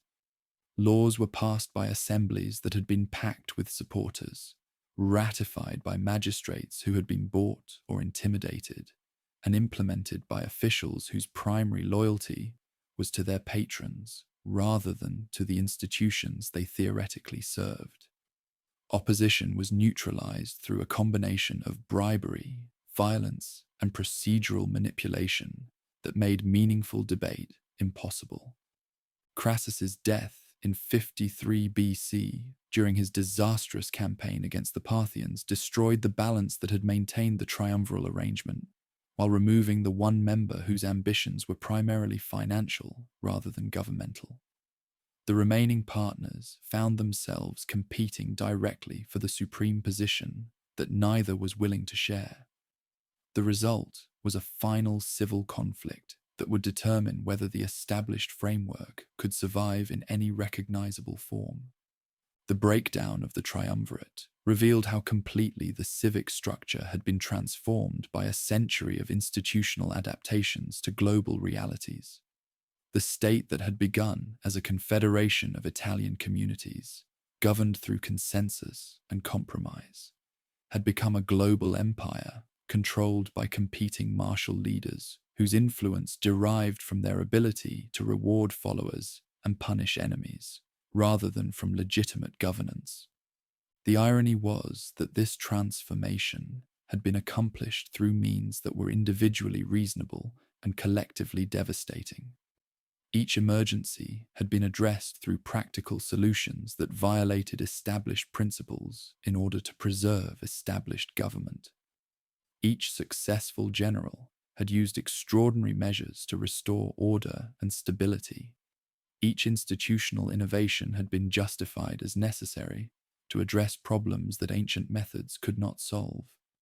Yet the cumulative effect was to create a structure that retained the vocabulary and ceremonies of established government, while operating according to principles that made such government impossible.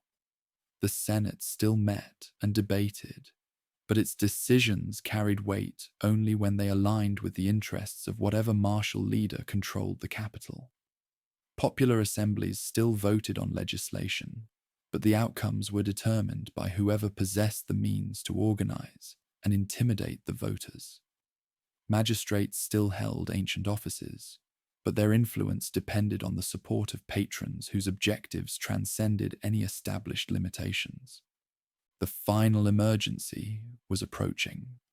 Within a decade, Julius Caesar would cross the Rubicon with his army and march on the capital, beginning the civil conflict that would end with his assassination and the ultimate establishment of imperial government under Augustus.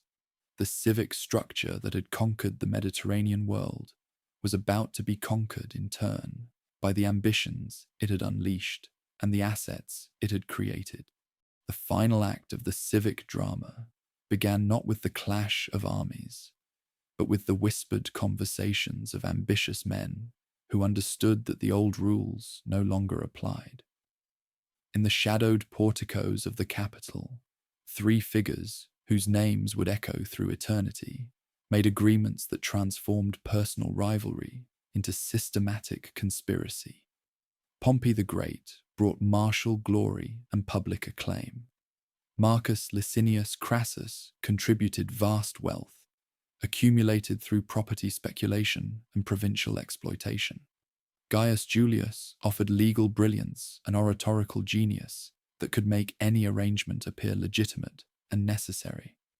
The First Alliance, as historians would later call this secret partnership, represented something unprecedented in the civic tradition, a deliberate conspiracy to divide governmental control among private individuals while maintaining the facade of established frameworks. The conspirators understood that direct seizure of control would provoke resistance that might unite their enemies against them. Instead, they chose to work within existing structures while systematically corrupting those structures beyond recognition.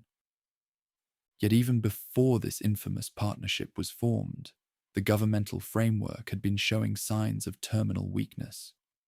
The Catiline conspiracy of 63 BC had revealed how easily desperate men could organize armed rebellion within the capital itself.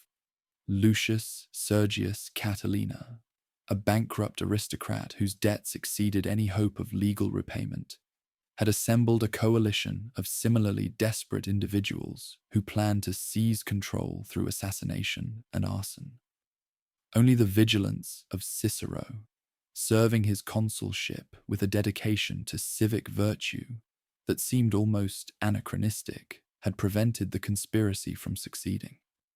Cicero's suppression of the Catilinarian plot demonstrated both the residual strength of established institutions and their growing vulnerability to subversion. His famous orations against Catiline, "How long, Catiline, will you abuse our patience?" showcased the rhetorical traditions that had made the aristocratic council a genuine deliberative body.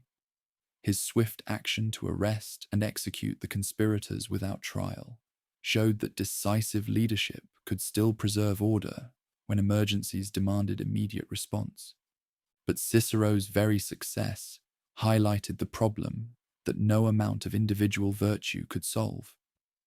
The governmental framework depended on voluntary compliance with unwritten norms that ambitious individuals could violate whenever violations served their purposes. The conspirators learned from Catiline's failure that successful subversion required not dramatic gestures, but patient manipulation of legal procedures by individuals who possessed both the resources and the respectability to make their actions appear legitimate. The alliance's first major achievement was the election of the younger man to the consulship for 59 BC, accomplished through a combination of Crassus's financial support and the general's public influence. Once in office, the future dictator demonstrated how thoroughly the ancient office could be perverted to serve personal rather than public objectives. When his colleague Marcus Bibulus attempted to oppose the partnership's legislation, supporters used violence to drive him from the forum, effectively reducing the consulship to a one-man office for the remainder of the year. The legislation that the consul pushed through during his term established patterns that would characterize the final decades of civic government. Land distributions for the general's veterans were funded through provincial revenues that had been designated for other purposes. Eastern territorial arrangements were ratified without aristocratic scrutiny, creating precedents for executive agreements that bypassed legislative oversight. Most significantly, the consul secured for himself the governorship of Gaul, a position that would provide him with the martial reputation and personal wealth necessary to compete with his partners. The Gallic expeditions that followed transformed the future conqueror from a capable but conventional leader into something far more dangerous. A martial genius whose victories rivaled those of Alexander, and whose wealth exceeded that of entire kingdoms. The subjugation of Gaul was not merely a territorial acquisition, but a demonstration of Latin superiority over peoples who had previously been considered unconquerable. The expeditions also provided him with a laboratory for testing innovations in organization, logistics, and engineering that would prove decisive in the civil conflicts to come. The future dictator's own account of these expeditions, preserved in his commentaries, reveals a leader who understood that martial success required more than tactical brilliance. His treatment of defeated enemies combined calculated mercy with strategic terror, encouraging surrender while demonstrating the futility of resistance. His construction projects, bridges across the Rhine, fortifications around Alesia, harbour works along the Atlantic coast, showcased Latin engineering capabilities while providing practical advantages that enabled his forces to operate in territories where no Mediterranean army had previously functioned. The siege of Alesia in 52 BC, where the proconsul's forces surrounded the Gallic chieftain Vercingetorix and his army, while simultaneously defending against a relief force that outnumbered them significantly, became the supreme example of tactical innovation and organizational superiority. The double fortifications that his engineers constructed, one facing inward to contain the besieged garrison, another facing outward to repel the relieving army, demonstrated a level of logistical sophistication that no contemporary force could match. Yet the conqueror's very success in Gaul created the conditions that would make peaceful resolution of the partnership's rivalries impossible. His wealth from Gallic plunder enabled him to finance activities on a scale that threatened to overshadow his allies. His martial reputation attracted followers who valued personal loyalty over institutional allegiance. Most dangerously, his continuous leadership of veteran legions gave him resources for pursuing objectives through means that civilian leaders could not resist. The breakdown of the alliance began with Crassus's death in 53 BC during his disastrous expedition against the Parthians. The defeat at Cari, where Parthian horse archers destroyed an entire Latin army and captured its eagles, removed the one partner whose ambitions were primarily financial rather than governmental. Without Crassus's mediating influence, The remaining allies found themselves competing directly for supremacy in a contest that neither could afford to lose. The general's response to this new situation revealed both his limitations and his fundamental misunderstanding of the forces that the Gallic expeditions had unleashed. Rather than seeking accommodation with his former ally, he chose to align himself with the aristocratic establishment that had previously viewed him with suspicion. This alliance offered him respectability and constitutional legitimacy, but it also tied him to a cause that could not inspire the passionate loyalty that the proconsul enjoyed among his veterans and supporters. The emergency deepened when the Gallic governorship approached its legal termination, and the conqueror faced the choice between returning to private life or crossing into Italy with his army. Private life meant vulnerability to prosecution by enemies who had accumulated grievances during his consulship and Gallic expeditions. It also meant abandoning the forces whose loyalty had become central to his identity and whose welfare depended on his continued ability to provide them with rewards and advancement. The proconsul's request to stand for the consulship in absentia, which would have allowed him to transition directly from provincial leadership to civil office without the dangerous interval of private citizenship, was technically legal but unacceptable to his enemies. The aristocratic council's refusal to grant this concession, combined with their demand that he dismiss his armies and return to the capital as a private citizen, created an ultimatum that he correctly understood as an invitation to destruction. The famous crossing of the Rubicon on January 10th, 49 BC, was both a maneuver and a symbolic gesture that marked the point of no return in the conflict between personal ambition and institutional restraint. The small river that separated Cisalpine Gaul from Italy proper represented the legal boundary beyond which no general could bring armed forces without explicit authorization. When the future dictator led his 13th Legion across this boundary, he was committing an act of treason that could only be justified by complete victory over his opponents. His reported words, "Alea iacta est," the die is cast, captured the gambler's psychology that drove the final breakdown of civic government. Like a desperate player risking everything on a single throw, he was wagering his life, his reputation, and his accumulated achievements on his ability to defeat enemies who controlled the legitimate government and possessed the nominal loyalty of the established forces. The civil conflict that followed revealed how completely the traditional foundations of Latin dominance had been undermined by the changes of the previous century. The general's advantages, constitutional legitimacy, aristocratic support, control of the treasury and the eastern provinces, proved less decisive than his rival's core strengths. Veteran loyalty, organizational efficiency, and the tactical innovations developed during the Gallic expeditions.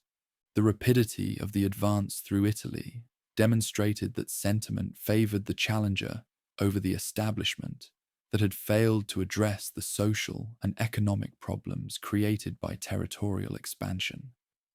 Towns opened their gates to the invaders' forces, while the defenders' supporters fled towards southern ports, abandoning the capital and the territories they claimed to protect. The psychological impact was enormous. The defenders of legitimate governance appeared to be abandoning their responsibilities, while the rebel seemed to be restoring order and confidence. The general's decision to evacuate Italy and establish his base in Greece reflected both strategic wisdom and weakness. The eastern provinces provided him with resources and allies that could enable a sustained effort against his opponent's forces. But the abandonment of the capital also symbolized the failure of traditional leadership to defend the frameworks they claimed to represent. Citizens who had been taught to revere the aristocratic council and its legitimacy could hardly be expected to maintain that reverence when councillors themselves fled rather than fight for their principles. The Battle of Pharsalus in 48 BC settled the martial outcome, but not the consequences of the civil conflict. The victor's tactical superiority and his veterans' loyalty combined to destroy the larger but less experienced opposing army in a single afternoon's fighting. The general's flight to Egypt and subsequent assassination by counselors of the young Ptolemy the 13th eliminated the most dangerous rival, while providing an opportunity to present himself as the avenger of a former ally, rather than merely the victor in a personal quarrel. The relationship with Cleopatra VII during the months in Alexandria revealed another dimension of genius: the ability to combine personal attraction with strategic calculation in ways that advanced both immediate objectives and long-term ambitions. The Egyptian queen's intelligence, ambition, and resources made her a valuable ally in consolidating control over the Eastern Mediterranean. Their romantic connection provided personal satisfaction while generating fascination that enhanced his reputation as a figure who transcended ordinary limitations. But the Egyptian sojourn also demonstrated the dangers inherent in his position as the sole source of governance in a state whose frameworks had been designed to prevent any individual from accumulating such concentrated influence. His apparent infatuation with foreign luxury and exotic customs provided ammunition for critics who argued that he had been corrupted by success and was abandoning Latin values for Oriental despotism. The rumors that he intended to move the capital to Alexandria and rule as a divine king reflected genuine fears about the ultimate direction of his ambitions. The return to the capital in 46 BC began the most creative and dangerous phase of his career. The attempt to transform the Latin state while preserving enough traditional forms to maintain legitimacy and prevent successful opposition. His clemency toward defeated enemies demonstrated both magnanimity and calculation, since mercy encouraged future cooperation while displaying the confidence of someone who no longer feared his opponents. His public works projects, new forums, basilicas, and theatres provided employment for urban masses while showcasing the prosperity that his leadership had brought to the state. The calendar reform that bears his name exemplified his approach to fundamental change through technical innovation.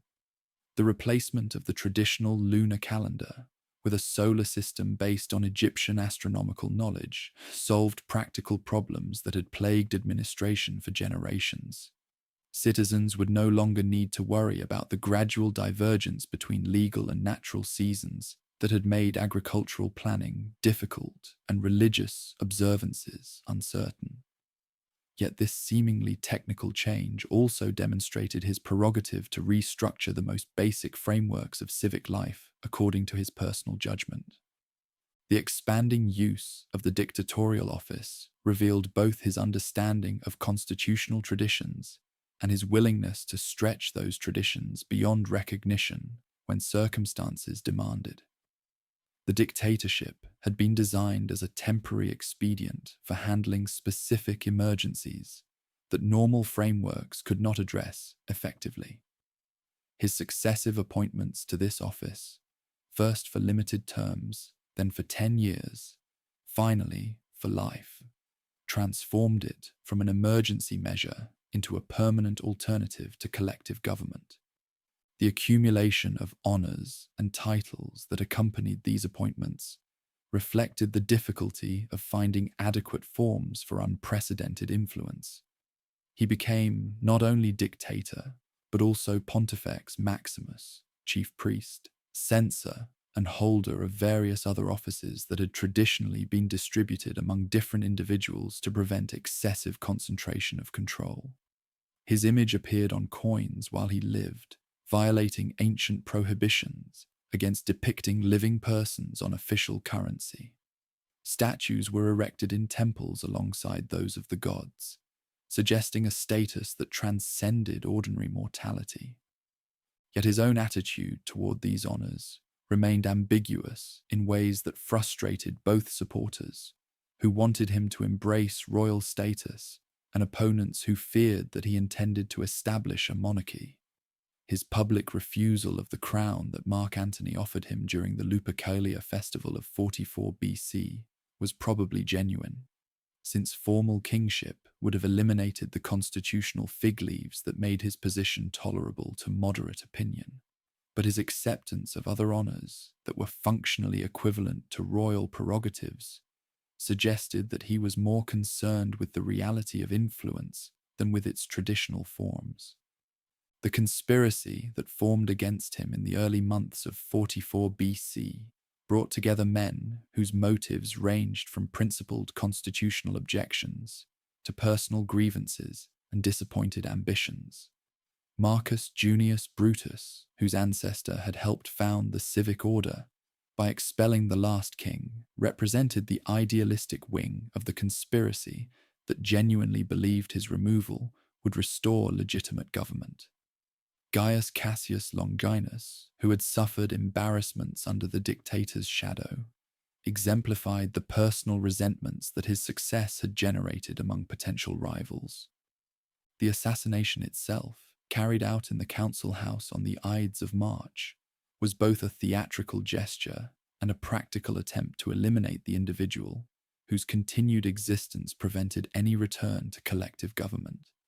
The conspirators' choice to strike during a meeting emphasized their claim to represent legitimate institutional governance against personal usurpation.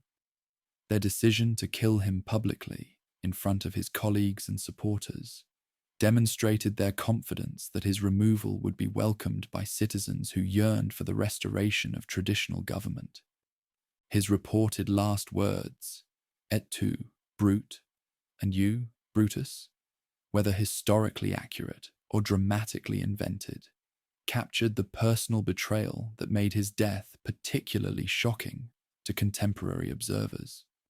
Brutus had been not merely an associate, but almost a son to the dictator, who had shown him favor and advancement despite his family's opposition to the partnership.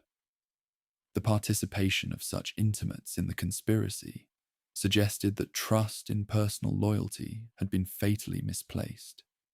Yet the immediate aftermath of the assassination revealed the conspirators' fundamental miscalculation about the realities they faced.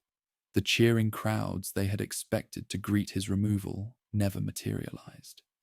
Instead, they found themselves facing hostile demonstrations, loyal veteran soldiers demanding vengeance for their leader, and rivals who were prepared to exploit the vacuum that his death had created. The reading of his will, which left generous bequests to ordinary citizens and opened his gardens for public use, demonstrated how thoroughly he had understood the importance of mass support in the transformed environment. His adoption of his great-nephew Octavian provided for a succession that maintained both the family name and the coalition that his achievements had created. Most importantly, his accumulation of wealth and veterans provided his heirs with resources that no amount of constitutional legitimacy could match. The conspirators discovered that killing a tyrant was easier than killing tyranny itself. The frameworks they had hoped to restore had been so thoroughly transformed by territorial expansion and factional conflict that they could no longer function without the personal influence that the dictator had provided. The result was not the restoration of civic government, but its final collapse into the civil conflicts that would ultimately establish the imperial system under Augustus. The death of the dictator marked not the end of autocracy, but the end of any realistic possibility that the Latin state could return to the consensual government of its earlier centuries. The die had indeed been cast when he crossed the Rubicon, but the game that ended with his assassination was not merely his own survival, but the survival of the civic form of government itself. The blood of the dictator had barely dried on the steps of the council house when the conspirators discovered that assassination was easier than restoration.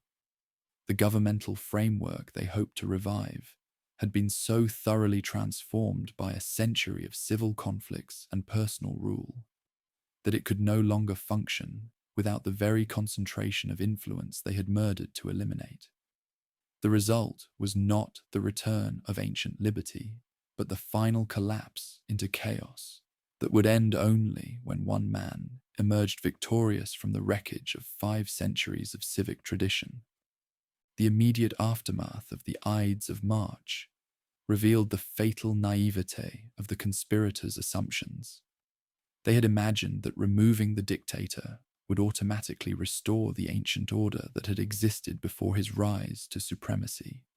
Instead, they found themselves facing hostile crowds in the Forum, veteran soldiers demanding vengeance for their fallen commander, and ambitious leaders who saw opportunity in the sudden vacuum that the assassination had created.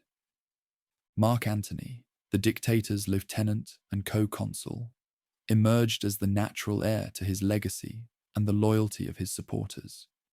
Antony possessed the martial credentials and personal charisma necessary to command the fallen leader's veterans, but he lacked the strategic vision and administrative genius that had made his predecessor's dominance sustainable.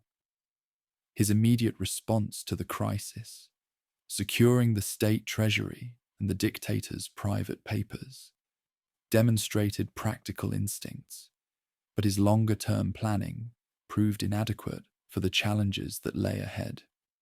The reading of the will provided the first surprise in a sequence of events that would confound all contemporary expectations. Rather than naming Antony as his heir, the assassinated leader had adopted his 18-year-old great-nephew, Gaius Octavius, and left him 3/4 of his vast fortune, along with the family name that carried such enormous weight with veterans and the urban masses. The young man, who would become known to history as Octavian and later as the first emperor, seemed an unlikely candidate for the succession struggles that were about to consume the state. Yet this seemingly frail youth possessed qualities that his more experienced rivals fatally underestimated. Where Antony relied on inherited loyalties and immediate charisma, Octavian understood that lasting success required building systematic coalitions based on mutual interest rather than personal attachment. Where the conspirators assumed that ancient forms retained their traditional force, Octavian grasped that effectiveness now depended on controlling the resources, money, veterans, popular support, that determined outcomes in the transformed environment. The uneasy cooperation between Antony and Octavian during the first months after the assassination reflected their mutual need to eliminate the conspirators before addressing their own rivalries. The formation of the Second Triumvirate in 43 BC, which included Marcus Aemilius Lepidus as a third partner, represented a more systematic approach to dividing control than the informal arrangements that had characterized the earlier alliance. This time, the triumvirs obtained legal authorization for their extraordinary positions and proceeded to eliminate their enemies through methods that made Sulla's prescriptions seem restrained by comparison. The prescription lists published by the triumvirs contained the names of over 2,000 individuals marked for death, including the greatest orator of the age, Cicero, whose opposition to Antony had made him a particular target for revenge. The systematic murder of these men, senators, knights, and wealthy citizens, whose only crime was possessing resources that the triumvirs needed, or opinions they found inconvenient, demonstrated how completely the rule of law had been subordinated to personal ambition and factional hatred. Cicero's death symbolized the end of an entire tradition of governance that had depended on the force of eloquence and moral standing to influence decisions. His severed head and hands were displayed on the speaker's platform in the Forum, where he had delivered his greatest speeches, a grotesque reminder that reasoned argument could no longer compete with organized violence as a method of resolving disputes. The Battle of Philippi in 42 BC settled the immediate question of whether the conspirators could restore ancient governance through armed resistance. The defeat and suicide of Brutus and Cassius eliminated the last significant opposition to triumviral rule, while demonstrating that appeals to tradition could not motivate soldiers more effectively than promises of concrete rewards. The veterans who won this victory were fighting not for abstract principles, but for the land grants and monetary bonuses that their commanders had promised them. With their enemies destroyed, the triumvirs proceeded to divide the Mediterranean world among themselves, according to their respective strengths and ambitions. Antony received the eastern provinces, where his martial reputation and experience would enable him to pursue the conflict against Parthia that the dictator had been planning at the time of his assassination. Octavian was assigned the more challenging task of settling retired soldiers in Italy, while managing the complex problems of governing the heartland during a period of economic disruption and social upheaval. Lepidus, the weakest of the three partners, received Africa and found himself gradually marginalized as his colleagues consolidated their positions and prepared for the inevitable confrontation between them.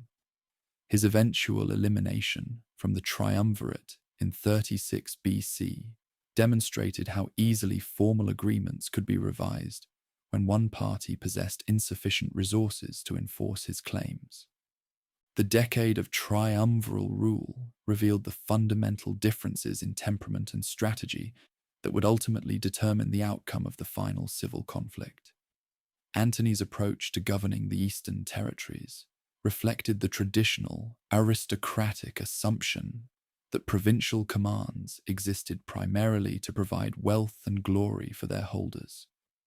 His relationship with Cleopatra, which began as a strategic alliance but evolved into a genuine romantic partnership, offered him access to Egyptian resources and administrative expertise. But it also exposed him to charges that he had abandoned Latin values for foreign luxuries and Oriental despotism.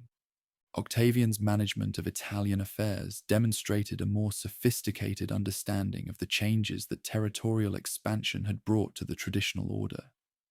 His settlement of retired soldiers in new colonies provided security for former troops while creating communities of stakeholders whose prosperity depended on maintaining the new arrangement.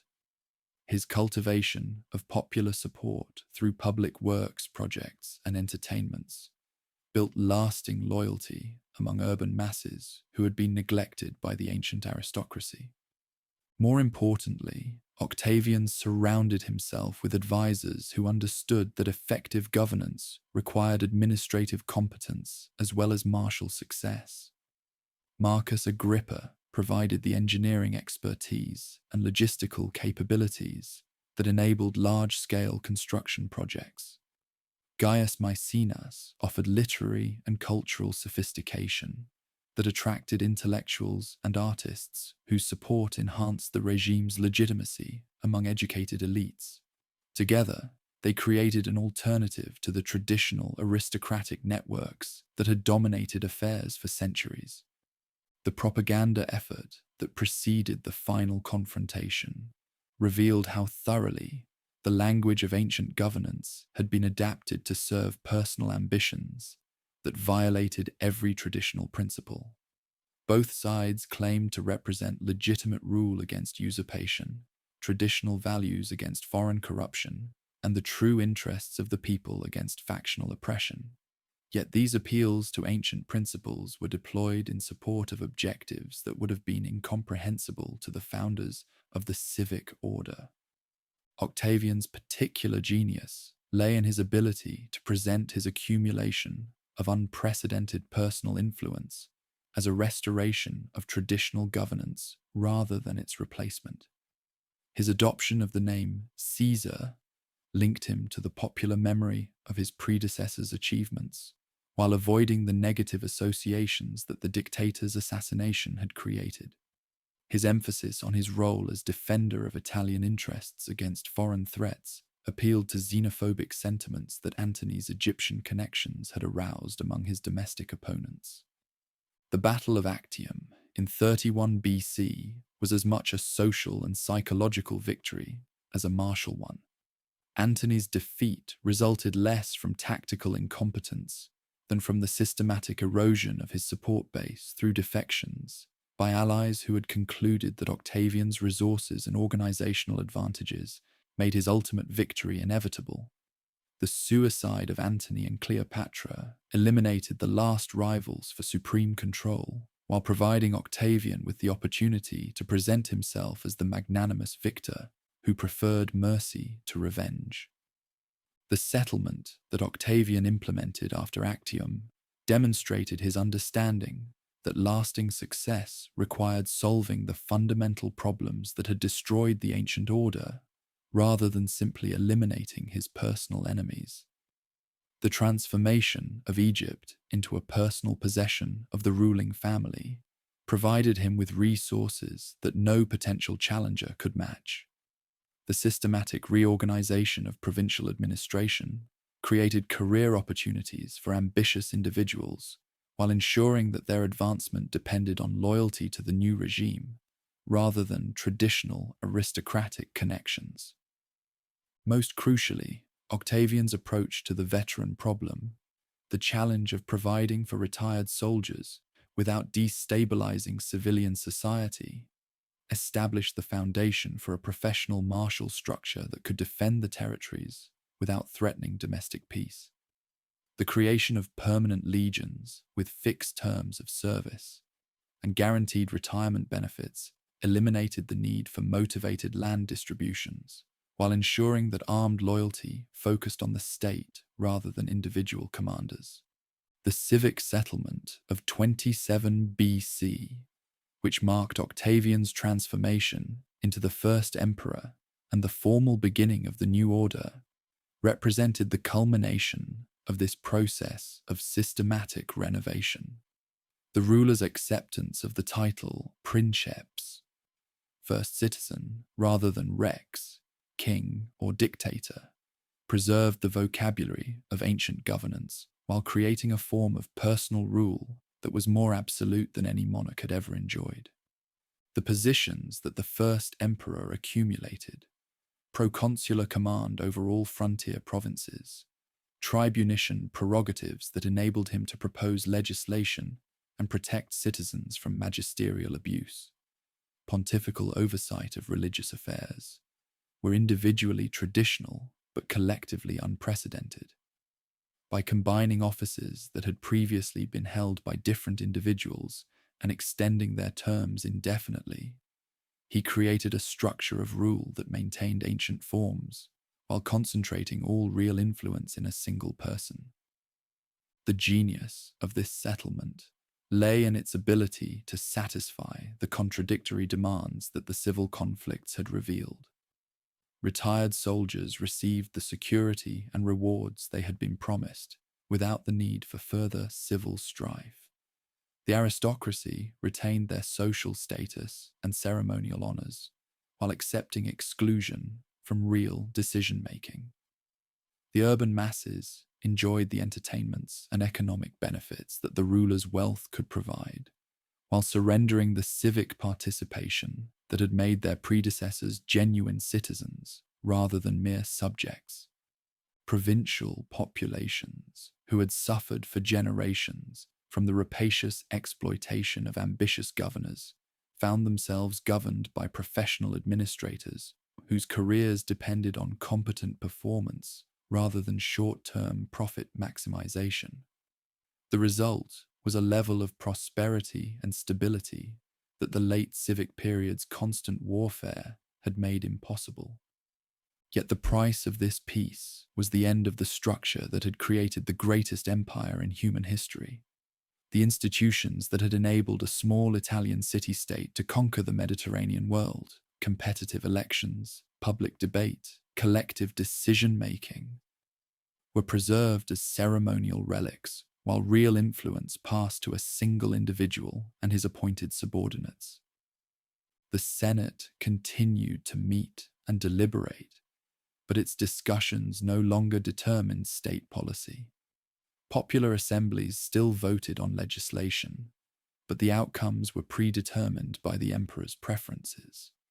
Magistrates still held ancient offices, but their functions were largely ceremonial, since all important decisions were made by the new administration.